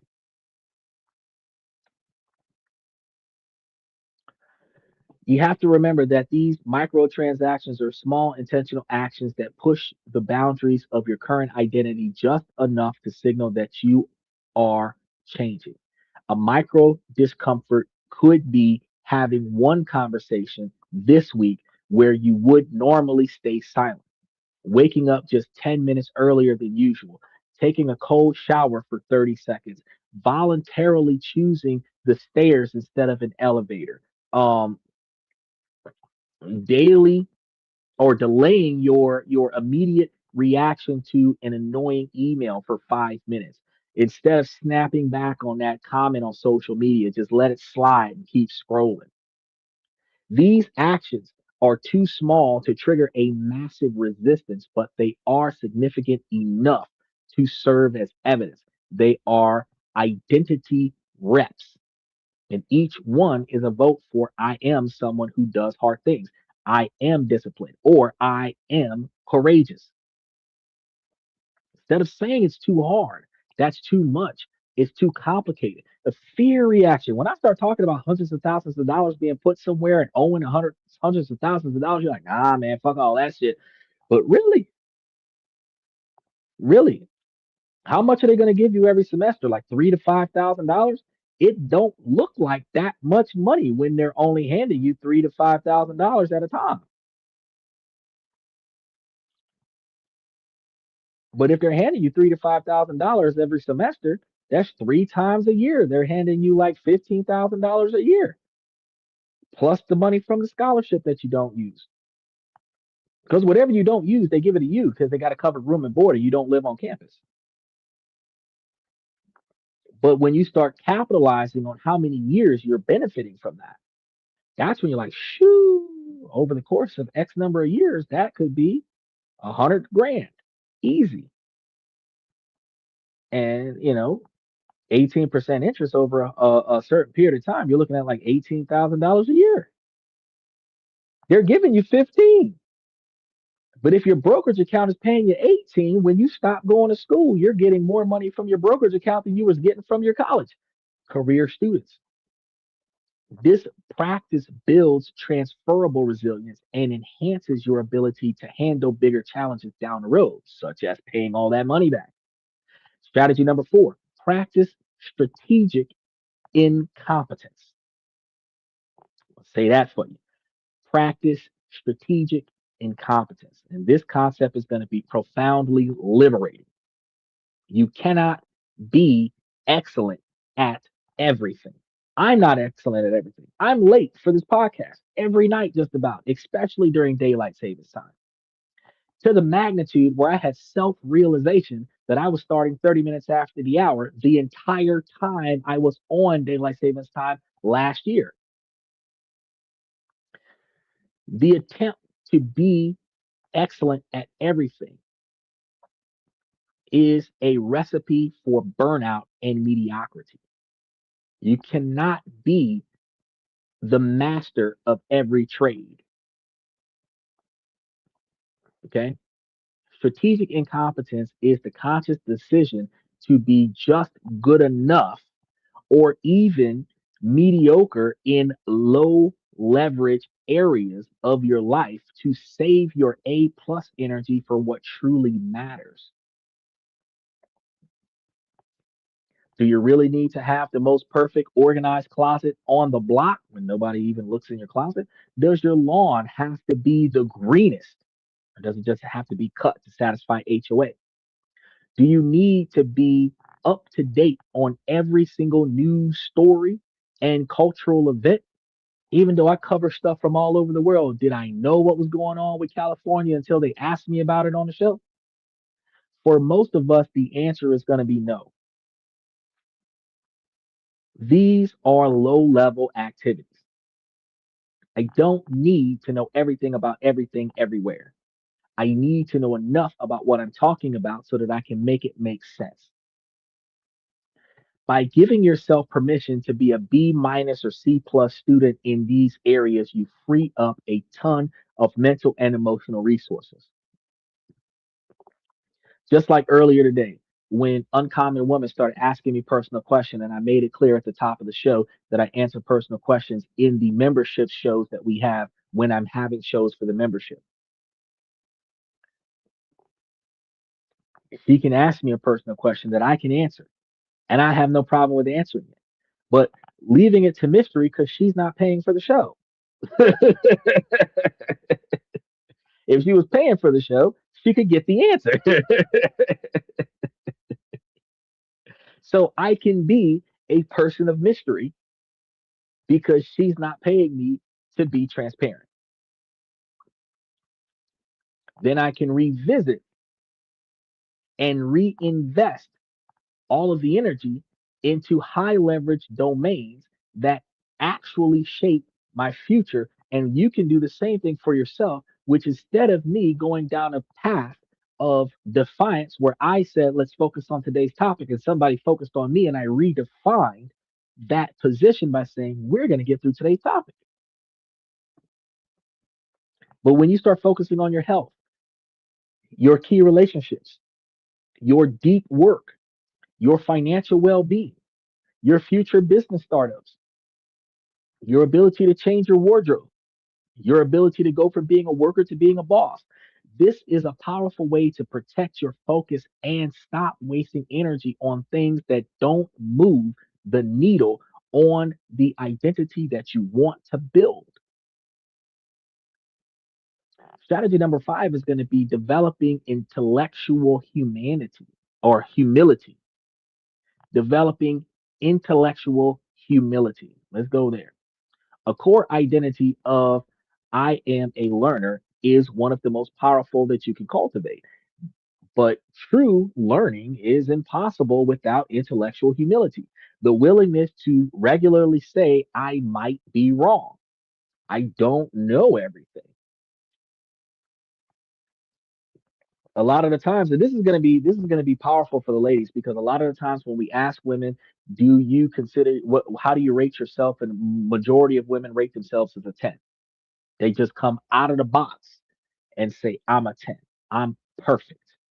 You're perfect for who you are for yourself, but are you truly perfect? The full understanding of perfection is the lack of need to change. If you recognize that there are flaws in yourself that you don't like, or if you recognize that there's flaws in yourself that other people around you don't like and you want them to like you, however you want to put that, you recognize that you're not perfect. If you can't check all the items on your own list, how are you calling yourself perfect? The refusal to change and improve yourself is identified in a person that identifies themselves as perfect. Now, you don't have to devalue yourself and say, "Oh, I'm a 3." You might be a 3, but you don't have to go that far. At the end of the day, you recognize that there's room for improvement. With the quantity of knowledge that I've obtained over the past 20 years, I can say that I'm in the top percentile of intellectual individuals. Probably 15% of Americans are smarter than I am. I've gotten an IQ test. And the understanding is that while I am not the smartest person in my country, I'm smarter than most. So I know that I can learn more. But that also does not mean that I'm smarter than everybody that I talk to. Because I don't know the 15% of people that are smarter than me. So do I take the knowledge from the next person and discredit it because I think that I'm smarter than everyone else? No. I know the things that I have done research on. And if somebody brings me information that I am not familiar with, before I talk on a topic, I do research.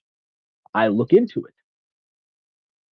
But if I have done my research and they provide me with a counter argument, I take their counter argument under consideration. I verify their information. And if in fact they have provided me with information that I did not originally have, I incorporate that new knowledge into my thought process. But if I verify the source of their information to be incorrect, then we just discuss the difference between what the source was versus what I was discussing. Because a lot of times you could be talking about two different things on the same topic. Because if we're talking about cars and one of us is talking about fuel efficiency and the other one's talking about speed, we can both be talking about which vehicle is better. But a car that goes fast isn't always fuel efficient, and a car that's fuel efficient doesn't always go fast.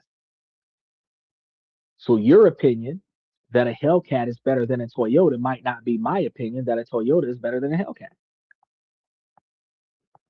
Because by definition, the Hellcat is one of the fastest cars in the United States legally built, but it's got one of the worst miles per gallon of any vehicle in America. Toyota Camry, Toyota Corolla is one of the ones that gets really good gas mileage. I think a Honda CRV gets a little bit better gas mileage than a Toyota, but Toyota lasts longer. So, when you start talking about which one is inherently better, it depends on in what category. Now, can I change my mind? Yes, based on new information. My mind can be changed. But see, I'm also not closed minded to say that I'm only going to deal with Toyotas because I got Chryslers and Cadillacs outside. I got Dodge Rams in another state. I am willing to accept other vehicles for other purposes. But primarily, my heart and soul is on the mentality that a Toyota has the reputation of lasting seemingly forever 25, 30, 40 years with less quantity of repairs required. You do a transmission once every 15 years. You rebuild the engine once in the life of the car. And you typically rebuild the engine after somebody let the car go without an oil change for too long or ride the car with no oil for too long. And then you do an engine change. But beyond that, you usually don't have to do anything besides general tune-ups and preventative maintenance. You take care of it, it'll last forever is the mentality, right? So it's keeping that mind open. Our egos are going to love to be right. And it defends our current beliefs because that provides a sense of certainty and safety in our current behavior patterns. But this defensiveness is the enemy of growth because intellectual humility separates your identity from your opinions. Your beliefs are not you, they are just your tools that you're currently using. So when you find a better tool, you should be able to discard the old one without feeling like you've lost a part of yourself. So say, Stephen, you like Toyotas all day long, all day long. You Toyota Super, Toyota Celica, Toyota 4Runner, Toyota, you know, uh, we could go down a list of all the Toyotas that you might be down for. But let's say that you're doing long distance travel. You got Toyota Prius. Let's say long distance travel, and you might benefit more from a Volkswagen Jetta. You might benefit more from a Ford Fusion. Oh, you're heavy lifting. You're trying to haul something. Instead of using the Toyota Tundra, you might do better with the Dodge Ram 1500. You were starting a shipping company. No, you said the concierge thing. And what if your equipment did not fit in the largest Toyota they had, and you had to go and get one of those box trucks from Ford, one of those big, because the UPS truck, that's not made with Toyota. And the big box trucks, a lot of those big box trucks are Mercedes Benz. Yeah, interesting. A lot of those big box trucks are Mercedes Benz, Ford, Chevy, Dodge. So while your personal driver might be the go to Toyota, you might find yourself in a situation where it might benefit you more not to have a Toyota. This practice is going to speed up learning because you start prioritizing evidence over ego. You seek out optimizing views and you look at uh, uh, the opposing views, listen more than you speak, and you update your beliefs when you get new information. So it allows you to adapt and evolve, which is the hallmark of a healthy dynamic identity. People who say that iPhone is the best and everybody who doesn't have an iPhone is an idiot that has never had an Android. The first time you buy a Samsung Galaxy, any series, you see the value of a Samsung.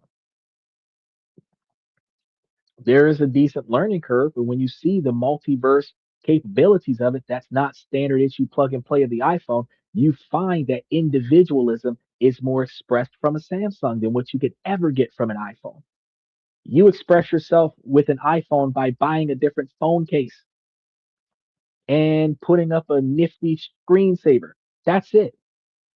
But with an Android, you got the customizations all the way down to the firmware. Some of these devices are integrated into Linux where you can start programming.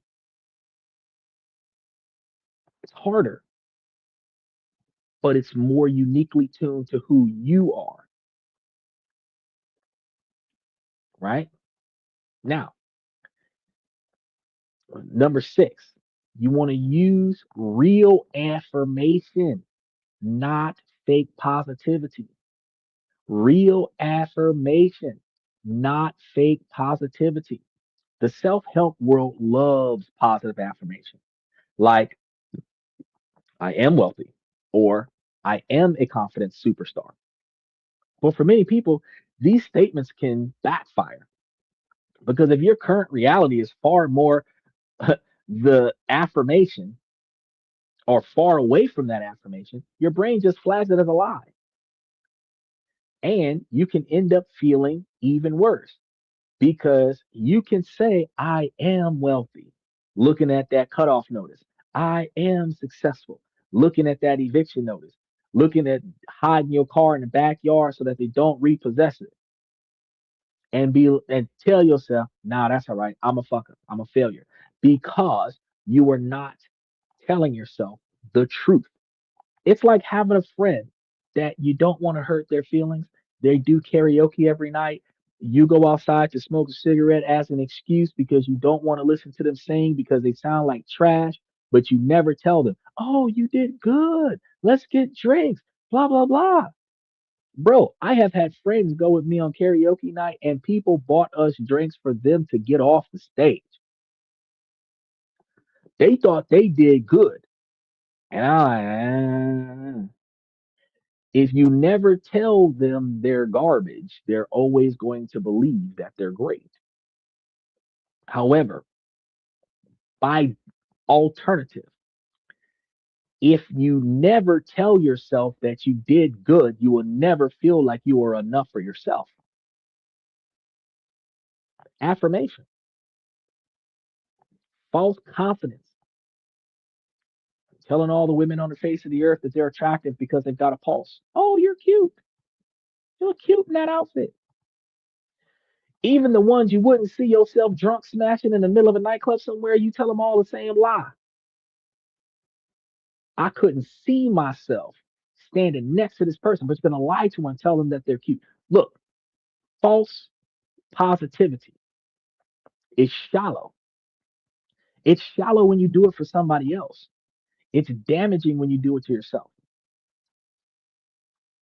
A much more effective approach is to use evidence based affirmation.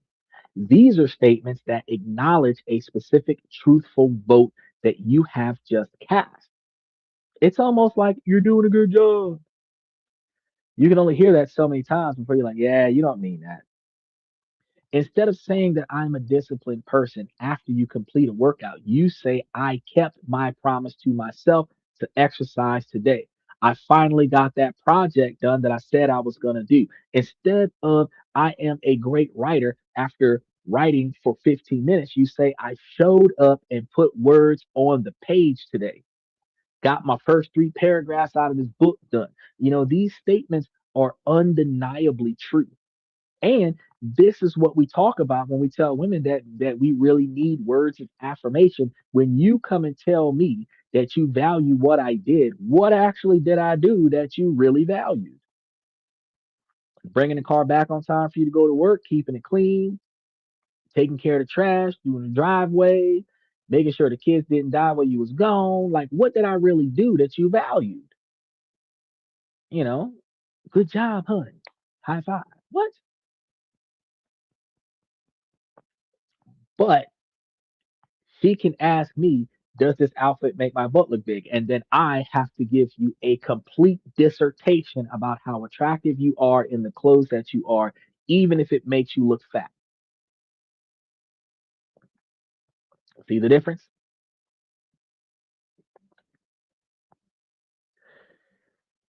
When they're undeniably true, they are grounded in the actions that you are doing. And they don't trigger your brain's hypocrisy detector. You're not patronizing yourself. Instead, it's going to act as a receipt for the vote that you casted, reinforcing the connection between your actions and your slowly shifting identity. And this builds a stable foundation of self worth rooted in reality, not fantasy. Now, I've just given you a six-part playbook that goes way deeper than the standard advice. And these are strategies that are far more fundamental to reshaping your inner operating system. And for many of you, taking these ideas and running with them will be just enough to get you started, and profound transformations will occur. But if this idea of building an identity based life really resonates with you, and you want a structured step by step system to go even deeper, to not just understand these concepts, but to integrate them into every part of your life, you got to build something specifically for you. It's a 90-day coaching program we're calling the Identity Architect. We're going to be working on it together to conduct a deep audit of your invisible scripts, design new identity blueprints based on your core values, and implement a personalized playbook to make that identity your new reality. Now, it's not about just learning, it's about becoming. So if you feel called to truly rebuild yourself from the inside out, just note I will be working on this information and dropping this into the membership for those individuals that have the membership. But for now, let's get back to that final pillar of tonight's transformation, and make sure that if you have the capabilities to wear out those reaction buttons. Now, this is going to be where the real magic happens. And this is going to be the ultimate payoff, because as you continue to cast these small daily votes for your desired identity, something incredible begins to happen. Your world starts to change around you to match the person that you're becoming. I call this the identity echo. It's a powerful phenomenon rooted in a part of your brain called the reticular activating system, or RAS. The RAS is like a filter for your reality. It's the gatekeeper that decides what information from your environment is getting through to your conscious awareness. Okay. You've experienced this before when you decided you wanted to buy a specific model of car. You suddenly started seeing that car everywhere. It's almost like when you play GTA. You want a rare car, and then when you finally get it, you loot the car, you start driving the car around the city, and now everywhere you look, that car is there in different colors. You don't, it's no longer is it that you've got the only one that exists. Now everybody's got one, right? The cars were always there, but your RAS wasn't tuned to that frequency. Them vehicles were always accessible. You just wasn't paying attention to them on the game. Once you declared it important, your brain began to highlight it in your reality. And when you declared it important and started looting it on the game and driving around, the game prioritized your visibility of it. It's the same dynamic. Same thing happens with your identity. When you start casting votes for I am a writer, your RAS begins to retune. You'll suddenly notice an article about a writing competition you would have scrolled past before. You'll find yourself in a conversation at a party and discover the other person is a published author. Your brain will start generating story ideas while you're in the shower, giving you the motivation to start writing in a moment's notice anywhere. The world hasn't changed for you, but your ability to perceive the reality and relevant opportunities that you wanted within has changed. And this is the rewiring in an action. The friction starts to disappear when you embody the identity of a healthy person. You don't have to use massive amounts of willpower to choose the salad over the fries. You just start performing. You're preferring the salad because it aligns with who you are. You eat the salad because it tastes good and you like it and it's easier to put together than the other thing you were about to eat. And you find that it's cheaper and it goes a lot further away. The unhealthy choice feels incongruent, like wearing clothes that don't fit. The process moves from being effortless to becoming self reinforcing. When you change your outfit after you followed what I told you about changing the way you look, the more you start dressing a different way, like I've been dressing this way for the last 25 or 30 years, I don't feel comfortable with pants hanging off my behind and a long t shirt on. I can't grab a t shirt and shorts and answer my front door. I've got to get dressed the way I always get dressed. It's self reinforcing. It reinforces my image, it reinforces my brand, it reinforces my identity. I will always carry myself in a business professional attire, which means that I will never be observed as non professional. Recognizing that my identity is always going to be a business and professional position, I will not have low grade world star moments with individuals. I will articulate my argument with them electively to a manner where we will either negotiate or agree to disagree, and I will part ways with that individual. If in the event that I'm having a discussion where I detained in a discussion that I can't leave out of, I will articulate my way into a scenario where it can get resolved, hopefully without an arrest, and then whatever actions I have to take after the fact is taken in an appropriate structured phenomenon where I'm not having to be devalued or degraded and slammed all over the place and trying to prove a point like I am my rights. No, your rights are self entitlements that are only allowed to you by the society that's willing to take those rights from you. Your constitution, just like I had conversations with quite a few bikers about lane splitting, and they justify their stupidity because certain cities and certain states have changed laws to allow them to recklessly drive on the road.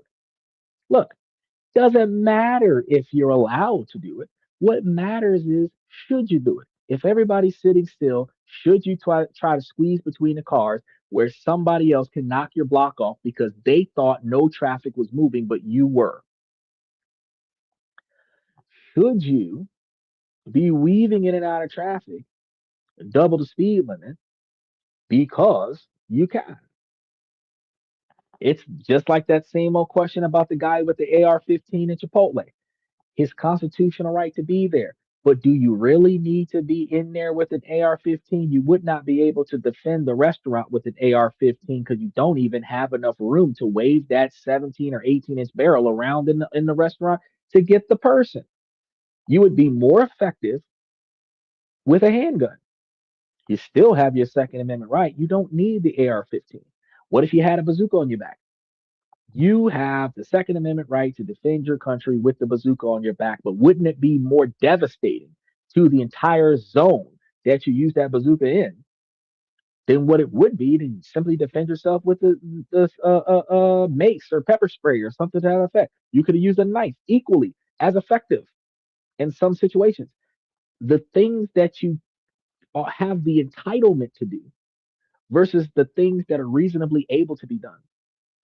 You recognize what should not be done, even if you're entitled to do it. The constitutional the constitutional right to perform versus realistic responsibility. That's the part that we disconnect. With great rights come great responsibilities. And when I talk about that with bikers, they're like, "Oh no, he did nothing wrong." No, he fucked up. He just didn't commit a crime while he was fucking up. You can make a mistake that is not illegal. You can perform an inaccurate action that is not illegal. Just because it wasn't illegal doesn't mean it wasn't dumb. Just because it wasn't illegal doesn't mean you should do it. There's no crime in crowd surfing. But if they don't catch you, you can bust your skull open. Do you really need to jump off of that stage? Think about this. If years ago your dominant identity was that of a consumer, you consume content, you consume products, you consume other people's ideas, your world echoed that back to you. Your social media feeds were full of things to buy. Your free time was filled with things to watch. Then you decide to cast one tiny vote for a tiny for the identity of being a creator. You wrote one short article, you posted it online. It was terrifying, probably even terrible story, but it was a vote, and the vote was towards you being that creator. The next day, you cast another vote. You slowly, almost impersistently, outside of your normal perception, create the echo. And when the echo begins to change, you start noticing tools for creators. You find yourself online communities with other writers and video makers. People start reacting and reaching out with questions, not about what to buy, but about how to build. Opportunities that you never would have had predicted before, like making today's show, would have begun to emerge from the static of just watching everybody else's video. That would not have happened. These opportunities were likely always there, but if your identity as a consumer makes these opportunities invisible, and this is why I say luck does not exist. Your ability to survive comes from your observation to take advantage of opportunities that allow you to survive. Your willingness to give up allows you to become a victim of circumstance. And natural selection will only eliminate the individuals that do not decide to thrive. Natural selection eliminates the individuals that do not decide to thrive. There are situations that you can't get yourself out of. Once you got on that plane, wherever it lands or crashes, that's where it goes. Once you get on that boat, wherever it sinks or ports, that's where it goes. There's certain situations you can't get yourself out of. But when Aaliyah crashed that plane because it was overfilled, she could have not overfilled the plane. When the Titanic sunk because they were going too fast, had they not been rushing, it's not luck. It's not bad luck. Unforeseen circumstances, maybe, but it is the consequences of a compound layer of decisions and choices that were made, that now the situation has gotten out of your control and you are riding the wave of consequences from a series of decisions that have caught up to you. So you got to realize this is the ultimate promise of quiet self improvement when you're making decisions that benefit your future. It's not about the struggle of building habits, it's about the elegance of aligning your actions with a chosen identity and then watching as the world recognizes itself around you, presenting you with choices and pathways that were previously hidden in plain sight. All of the information that I provide to you guys on the show are provided to you guys based off of common knowledge, public information that you could have found for yourself. I did the research, I organized the information, and now I am regurgitating that information to you where I am now a catalyst and direct source of information for your self improvement. And your awareness is now heightened because you listened to what I said, but I learned it by looking for it. Where before this show, you had not even thought that that was even possible to do. There are certain situations from which you cannot get out of. Look at the poor communities facing organized crime. That's not true. That's not true at all. First and foremost, we can prove there are certain individuals, athletes that grew up in bad neighborhoods that are now multimillionaires, never living in a bad neighborhood again, actors, teachers, professors, cops, soldiers, Marines, doctors, nurses, lawyers. They grew up in bad neighborhoods. They went to college. They got a good job. They moved out of bad neighborhoods. Me. Okay. Now, then let's start talking about the individuals who were born into a bad neighborhood, who never found an alternative, who never chose change, who allow themselves to repeat the decisions of their past and their ancestors, who stay in that community because that's what they're familiar with, that's what they're comfortable with, who have children in that same community, who then only are capable of teaching their children what they were taught, which is how to survive in this environment, not how to migrate out of it. And then organized crime. Why is there organized crime? It is easier to make money with less effort illegally than it is to make money legally. Organized crime only exists because people want fast money with less effort. Conflict amongst organized crime only exists because there's only so much money involved in a low income environment, and all of the people with the same idea or similar ideas are battling each other for the same profit. And there isn't that much about it because the neighborhood is poor. Now, let's look at the organized crime in the rich neighborhoods. Ain't nobody doing drive-bys over there. You got Ponzi schemes, multi-billion-dollar scenarios going down. 15 years after it happened, now it's coming to light. Epstein list, billionaires. Organized crime, not one person got slaughtered.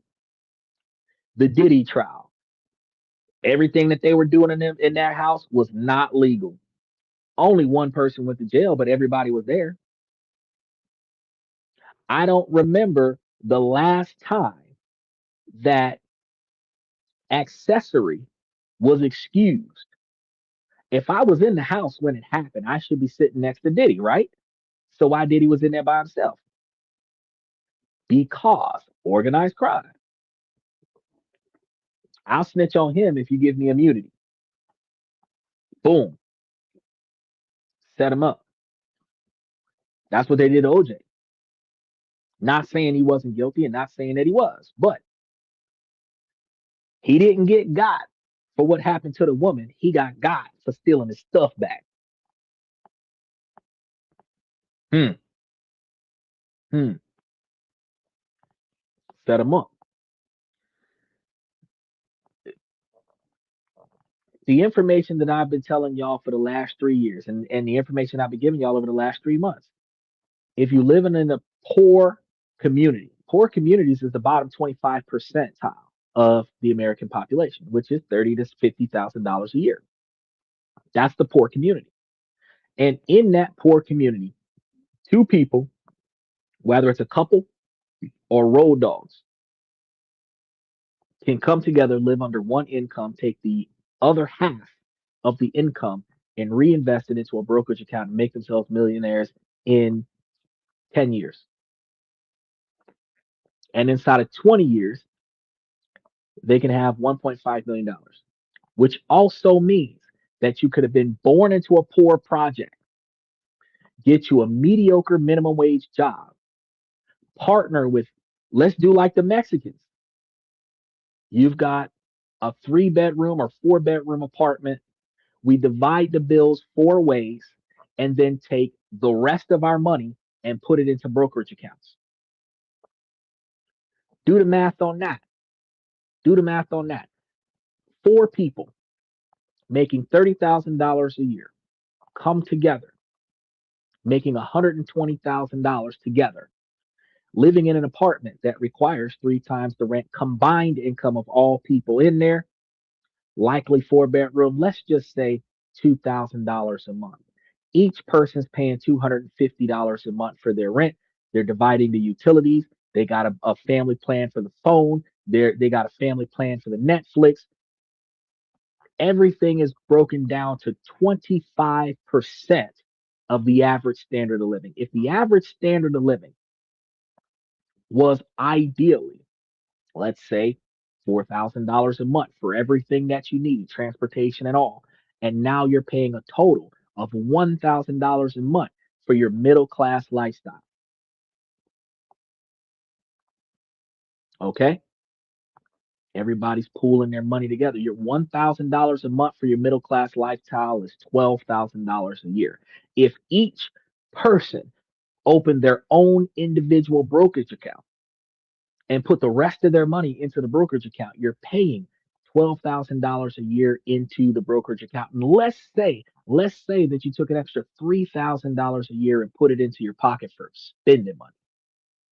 You still got $15,000 per person that could be going into this brokerage account. And over 10 years, it's $150,000. And at 10% at minimum, that's $15,000. In 20 years, you would have doubled that money. And in 20 years, you would have almost $450,000 to $500,000 for the one person. And that money would likely be giving you closer to $30,000, which means that in 20 years, you could have twice as much money as your entire standard of living by yourself. But if you did that with a group, each person can generate $500,000 for the group in 20 years. Four people, that's over $2 million plus interest. And if y'all split the profit 4 ways in 20 years, y'all could move from a 4 bedroom apartment in the hood to a 5 bedroom mansion in the Hamptons because your principal is $4 million. And if you're getting 200,000 a year off of $4 million and y'all split that 4 ways, that's $50,000 a person. So y'all could each live an individual $50,000 a year lifestyle, upgrading yourselves from living originally on a $30,000 a year lifestyle together. And y'all can now separately live $50,000 a year lifestyles after 20 years of working together, or y'all can collectively live higher than that and live an $80,000 a year lifestyle, celebrating your success together as a unit. And y'all would not be poor forever. You start in a poor lifestyle. You grew up in a family where you live from paycheck to paycheck, borrowing against the stone, never having enough money to get by. You watched your parents struggle. You watched your grandparents struggle. You believe that that's what being an adult is like. Then when you become an adult, you do the exact same thing. Every time you get extra money, lifestyle creep. Now your standard of living costs more money. Then you get a little bit more money, lifestyle creep. It keeps happening. If you do make it out of the hood, you are always living from paycheck to paycheck because that's what you learned from your parents and your grandparents and your great grandparents. That's what you learned from your neighbors and your neighbors' parents. That's what you learned from the people on TV that getting out of debt, IRS back $10,000 payment, not getting nothing going on nowhere. I want my money and I want it now commercials because I'm broke and I need this insurance claim, right? So there are no situations that you cannot get out of that you did not allow yourself to be in had you changed your decision making. You don't want to be in a poor neighborhood. You got to stop spending your money wastefully. You don't want to live in a crime ridden neighborhood. You have to change the way you make decisions so that you can get out of that crime ridden neighborhood. If you don't want to be in and out of jail, you got to stop doing things that put you in jail. People play victim and say it's my society. People on welfare are on welfare because they're not usually trying to get off of welfare. People that are on food stamps are on food stamps because they need it originally, but they don't want to rock the boat of free groceries. They don't want to rock the boat of free housing when they have Section 8. People who are on Section 8 stay on Section 8 by choice, not by force. Because if the government is paying for your rent, you should be able to make enough money so that you can save and go and buy yourself a house and get off of Section 8. You don't get off of Section 8 by choice. People who have Social Security disability, you stay on Social Security disability by not exceeding the $2,000 a month threshold. You deliberately stay in the dependency position to continue to benefit from free resources. So you're not poor by force. You stay poor by choice because it's easier to just establish a standard of living that's covered by the government. I know how my bills are going to get paid every month because they're going to send me my check on the first. It's going to clear the bank by the third. I'll spend it by the fifth. That's why poor people stay poor.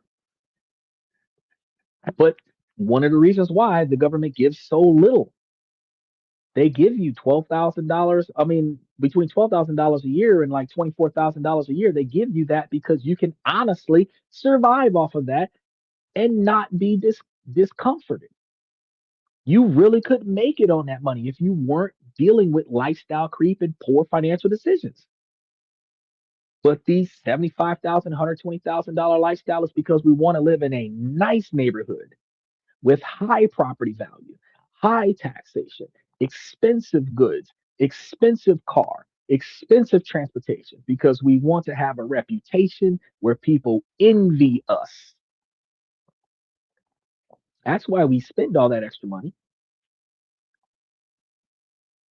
And note, the majority of people that leave those low income, crime ridden neighborhoods never go back to that neighborhood, buy out the neighborhood, build up the property, and then provide jobs so that that neighborhood can no longer be poor. Once one person gets out rich, they might bring two or three friends and a couple family members and leave everybody else there. But it's going to be just like going into Sodom and Gomorrah and getting Lot's family. We're just the five of y'all. We're going to come out. That's it. Everybody else going to stay and let this bitch burn to the ground. Because I ain't come here for society. I came here for the people I value. That's exactly how life is. But the people in Sodom and Gomorrah failed by choice. They deliberately refused to change. Because I don't want to make it into a nice neighborhood, but I always will rock a used Tesla. So you want to be in a nice neighborhood, but you want to rock a used Tesla, bro. I want to be in a nice neighborhood, and I could take a Lexus over a Tesla that's covered in body armor. So I mean, you know, I prefer to have less financial expenses than I have money. First and foremost, that's what I want. Use Toyota. Yeah, I know Lexus is made from Toyota, but that's not the point. The point is, the point is, I would prefer to have less expenses than I have money. And if that means that instead of me having a used Toyota, I got a used Cadillac, I'm gonna rock that Cadillac. I'm gonna rock it till the wheels fall off. I instead of me uh uh uh uh upgrading by brand because Toyota's still a brand.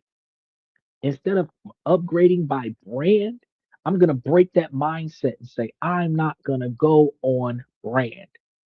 Because you know what? You know what? If I go to the Philippines or Japan or Thailand, that used Toyota might not be there. A lot more people are operating on scooters out there than there are people operating on cars. So, do I really want to use Toyota specifically because I'm in America, or would I really want a mode of transportation that gets me where I want to go? That's what you got to think. You say you don't need body armor in a nice neighborhood. Uh, okay, okay. Um, that the lady that got shot in her SUV by them ICE agents was that in a projects? I don't think it was.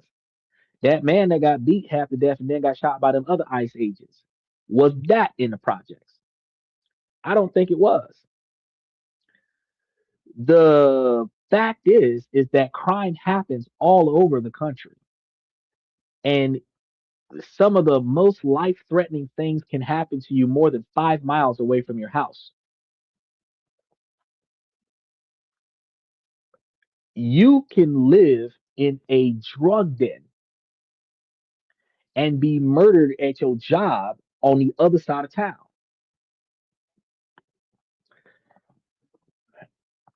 The funny thing is that when you say you don't need, you don't prepare, and then that puts you in a position where you're not capable of. If I had a body armor on a vehicle, when they start shooting at my car because they're making bad decisions, when they're shooting at my car, I'm not at my house, but I'm still protected. That's a different mindset. Preparing for the worst and hoping for the best and taking whatever happens in between. Preparing for the worst is what happens if I'm not at home? What happens if I'm not in my good area and I'm going somewhere where they just start deciding to get reckless somewhere? Those are the situations where I should have been prepared, right? Because a lot of people could just say, oh, well, I'm just not going to drive into the bad neighborhoods. But do you really realize that the organized crime neighborhoods are more peaceful than the ones that got neighborhood watch? Because the police don't run the streets. The gangs in the neighborhood run the streets. And typically, to keep disruption of money from occurring, the gangs in the neighborhood keep the peace, to keep the money flowing. So they're not going to hard press somebody just because of the color of their skin. They're going to hard press somebody who's taking money off of their block.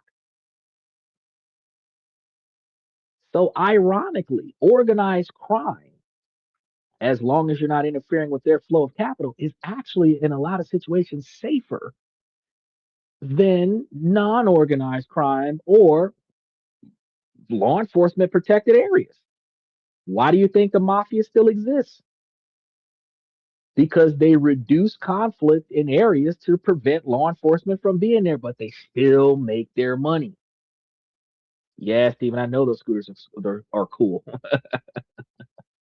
Some millionaires never leave the good neighborhoods, and they are stuck in there. Right. And some of those millionaires that are stuck in those good neighborhoods find themselves succumbing to the most heinous crimes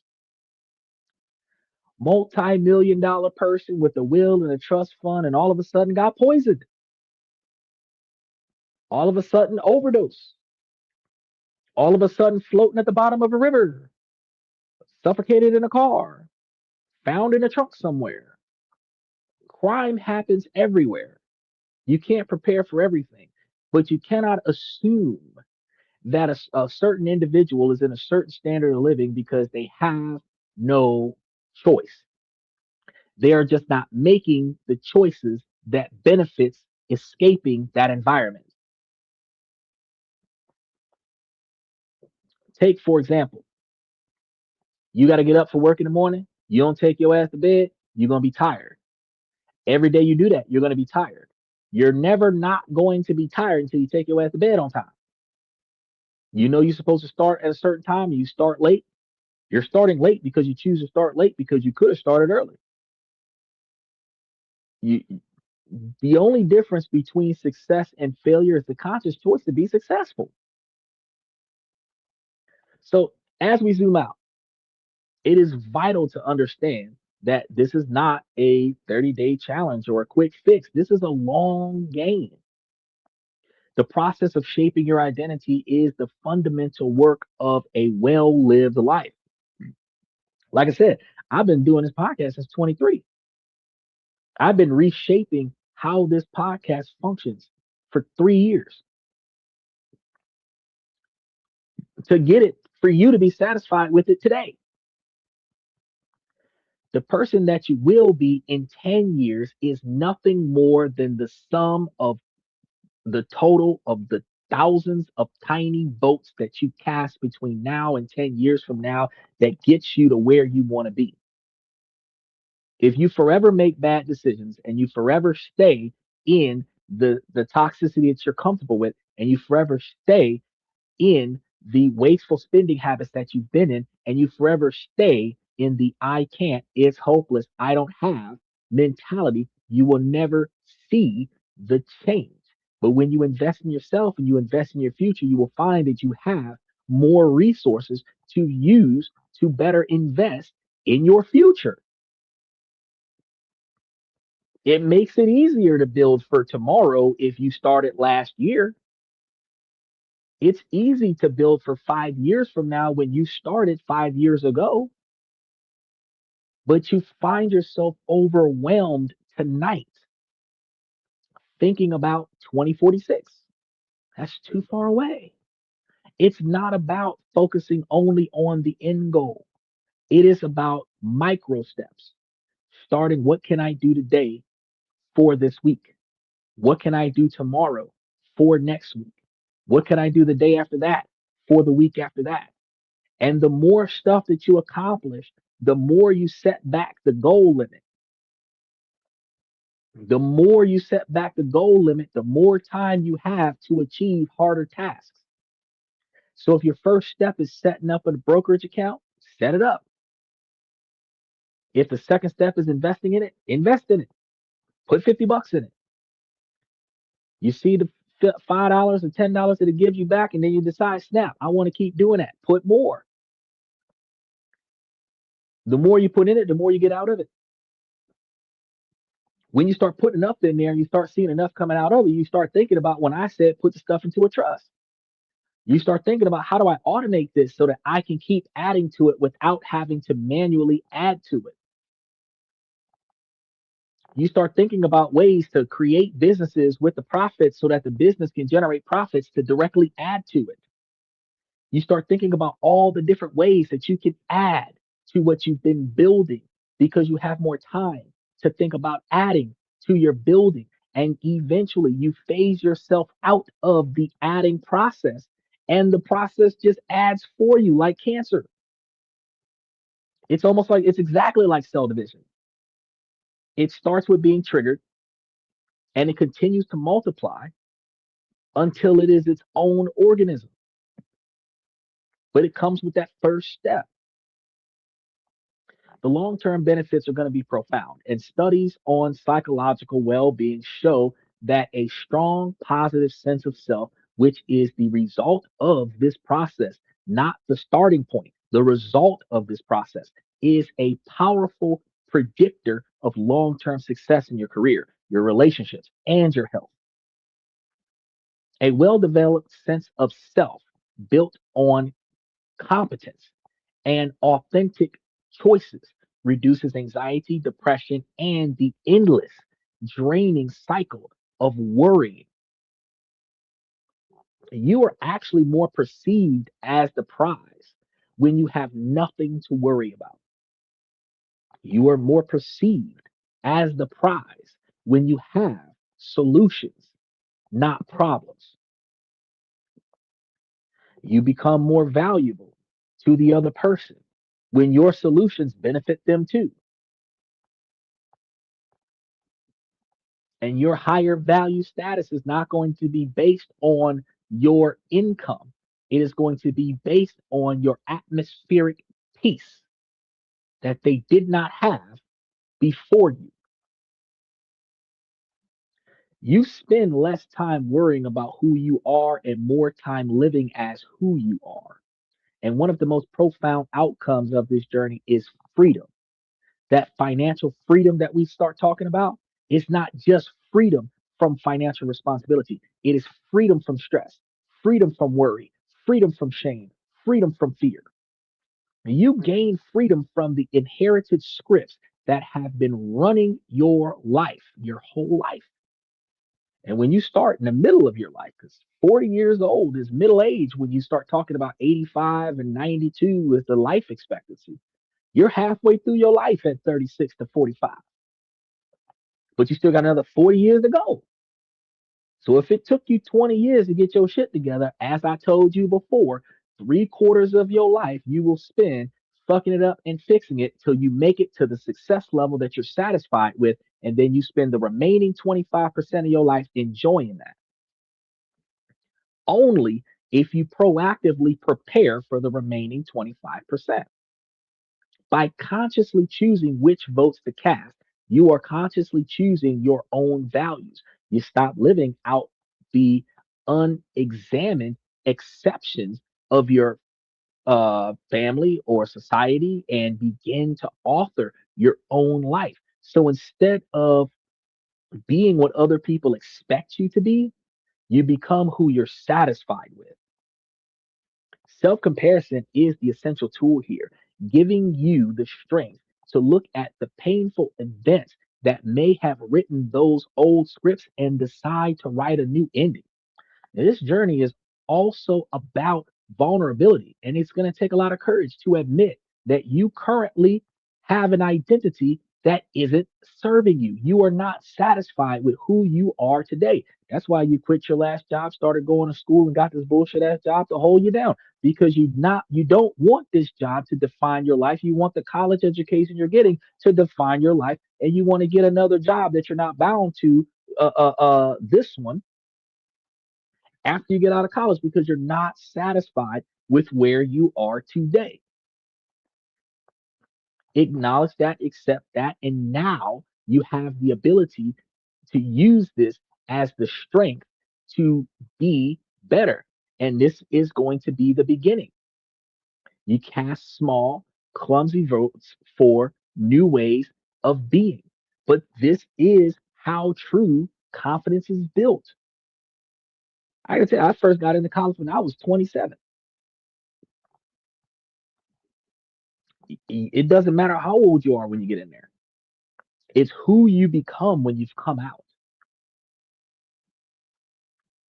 right? This is not through hollow areas of affirmation, but through the quiet accumulation of evidence.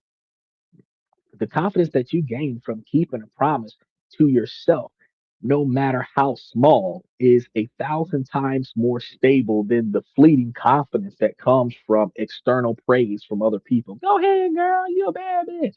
Instead of that, value yourself because self esteem becomes a byproduct of your actions for yourself, not a prerequisite for them. Ultimately, the identity that you build is going to be part of your legacy. Didn't I tell you that my legacy is the success of the people around me, not how much money I make, not how much stuff I have? So if my legacy is the success of the people around me, then my goal is to build a type of podcast that will make a lot of people that comes to the podcast successful, right? So this is going to be what you leave behind in the lives of the people that you interact with. You come here, you learn things, you change the way you think, you start doing things different, you start liking the way things are turning out, and all you got to do is come back to this podcast and thank me for it. That is motivation and inspiration that is left behind for generations, because if you watch the show when it was live and you benefited from it, someone else is going to watch the post recorded show and they're going to benefit from it too for generations to come.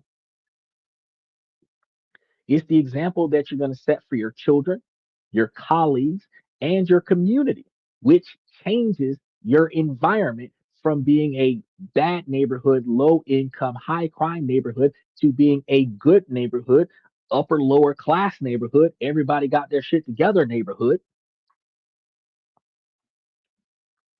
So you got to ask yourself, are you casting votes for an identity of kindness, integrity, courage, and growth? Because we're going to call that karma when you start putting that out there into your environment and then your environment starts reciprocating to you. Or are you running on the default scripts of cynicism, fear, and stagnation, always devaluing the next step because what if? The work of self improvement isn't selfish. When you upgrade your own inner operating system, you become a better partner and a better parent and a better leader and a better human being. Your growth gives other, the, especially the people around you, permission to grow right along with you. Your courage gives them permission to also be courageous. Your network improves when you improve. The identity that you forge through these quiet daily actions is the greatest gift that you can give, not only to yourself, but to the world that you interact with and impact.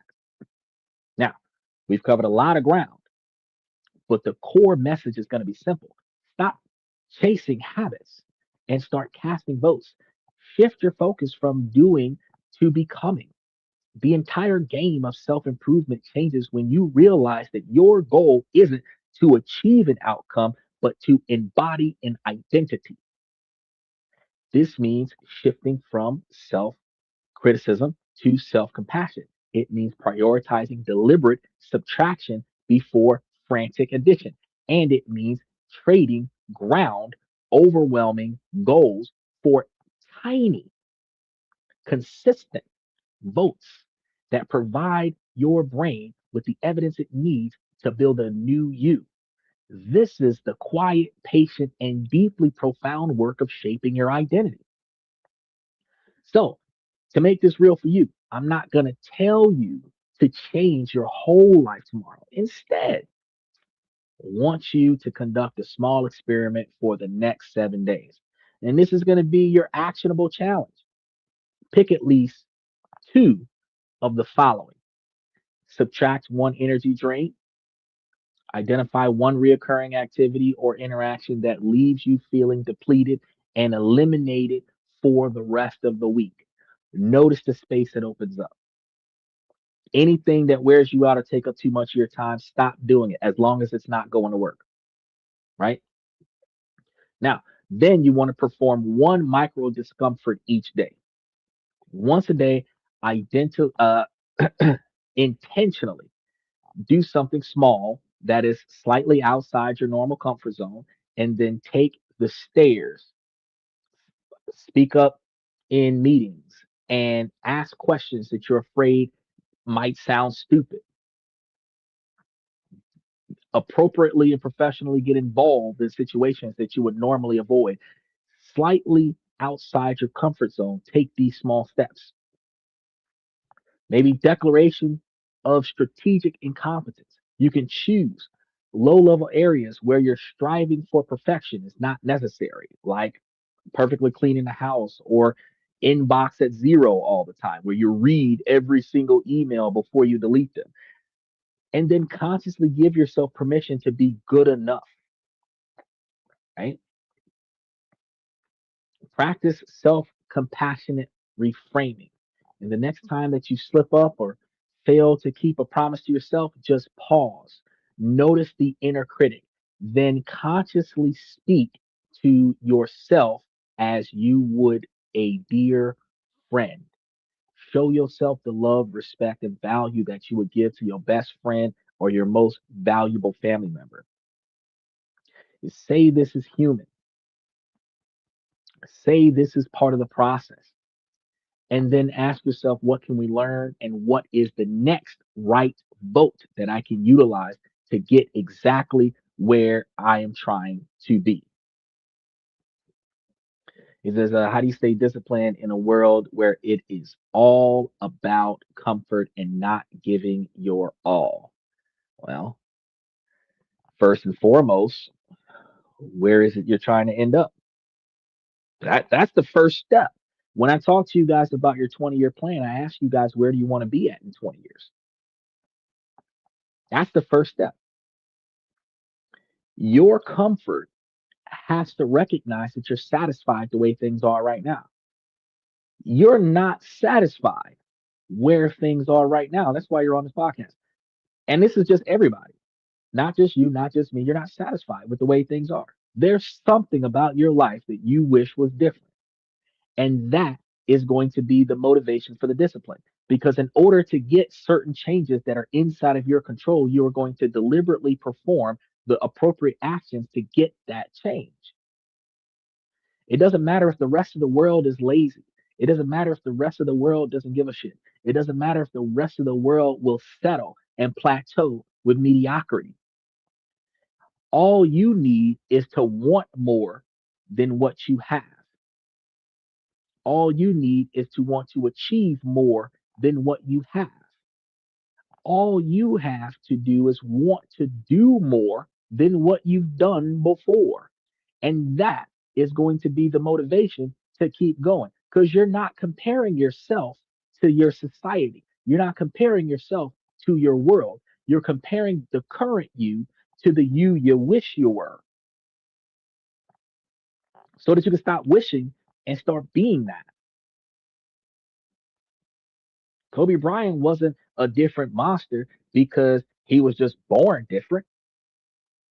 Kobe Bryant trained harder than everybody else. He practiced more than everybody else. He showed up more than everybody else. He participated more than everybody else. He became idolized by more people than anybody else because of who he was and how he conducted himself. He did not become the greatest because he inherited it from somebody else. He became the greatest because he was performing better than everybody else around him. And people 20 years after he's gone is not going to be able to hold a candle to him because they don't perform the way he performs. They don't show up the way he shows up. They don't stay the way he stayed. They don't motivate the way he motivated. So, how do you be better in a room full of fuck ups? Be the only person in the room not fucking up. How do you strive in a society of failure? Being the only person not focusing on failure and start focusing on success. So, don't focus on the results. Focus on the act of voting itself. At the end of each day, you want to ask yourself, what votes did I cast today and for what identity? Did I want to be an inspiration today or do I want to be aloof? Did I want it to be active today or did I want it to be lazy?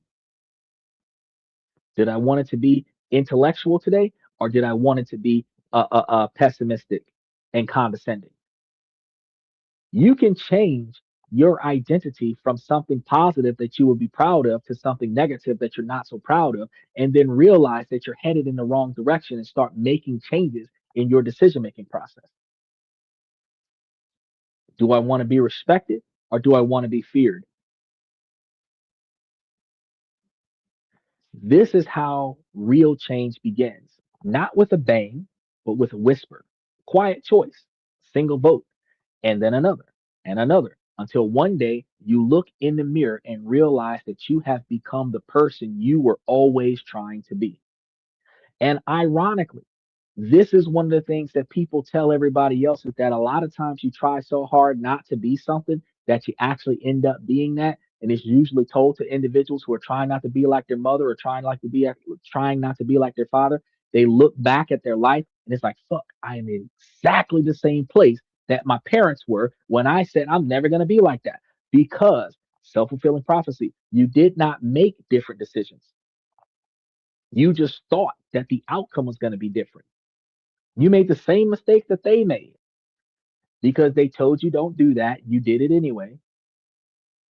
You experienced the same outcome that they warned you against. And because you went down the exact same path that they told you was not going to amount to anything, you amounted to exactly what you said you didn't want to be because you did not listen to what you were told. Do something else, anything other than the failures that I failed at. Right?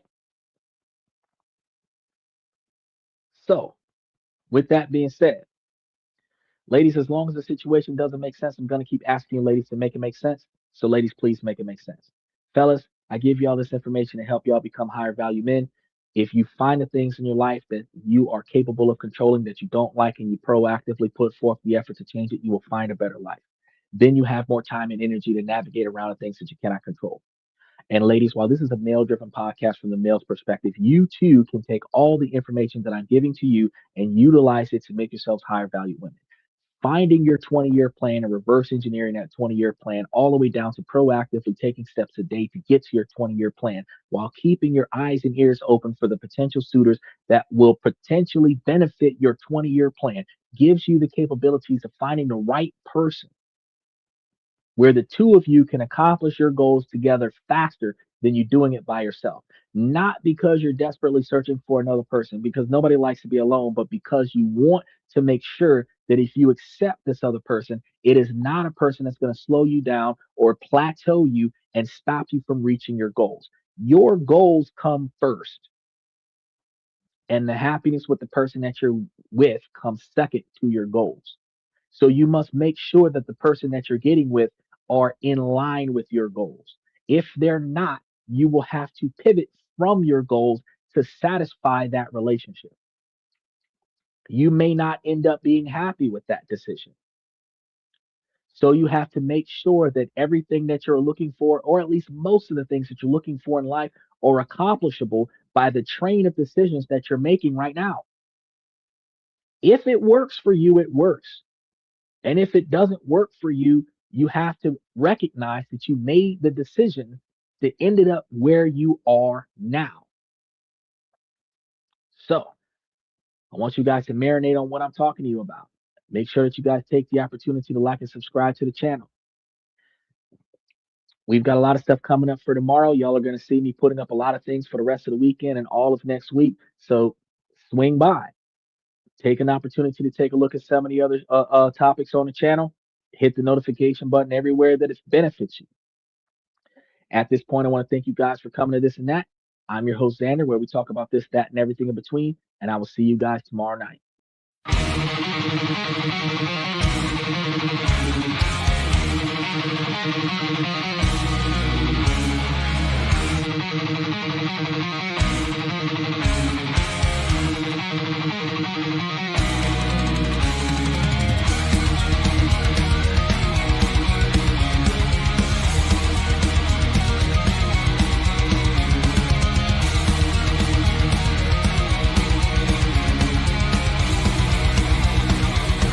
Higher ground.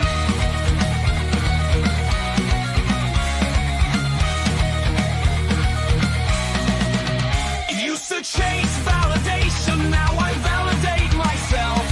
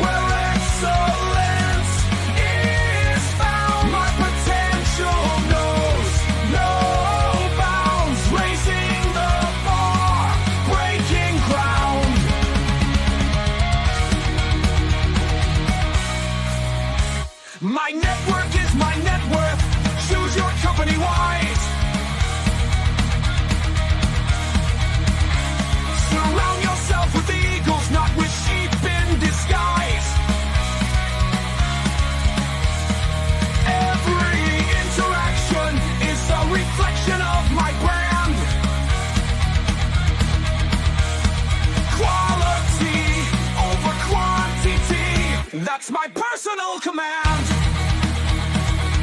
I'm not landing on higher ground where excellence is found. My potential knows no bounds, raising the bar, breaking ground.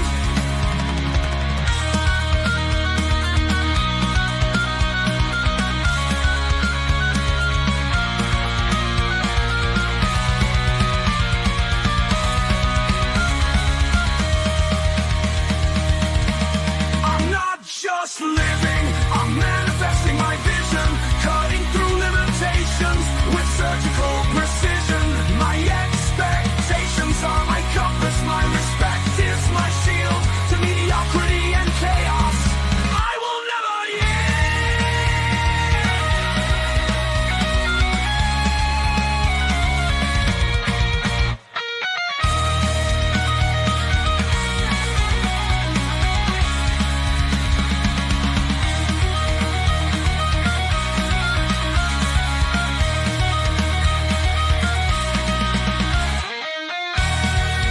I'm not just living, I'm manifesting my vision, cutting through limitations with surgical precision. My expectations are my compass, my respect is my shield to mediocrity and chaos. I will never yield.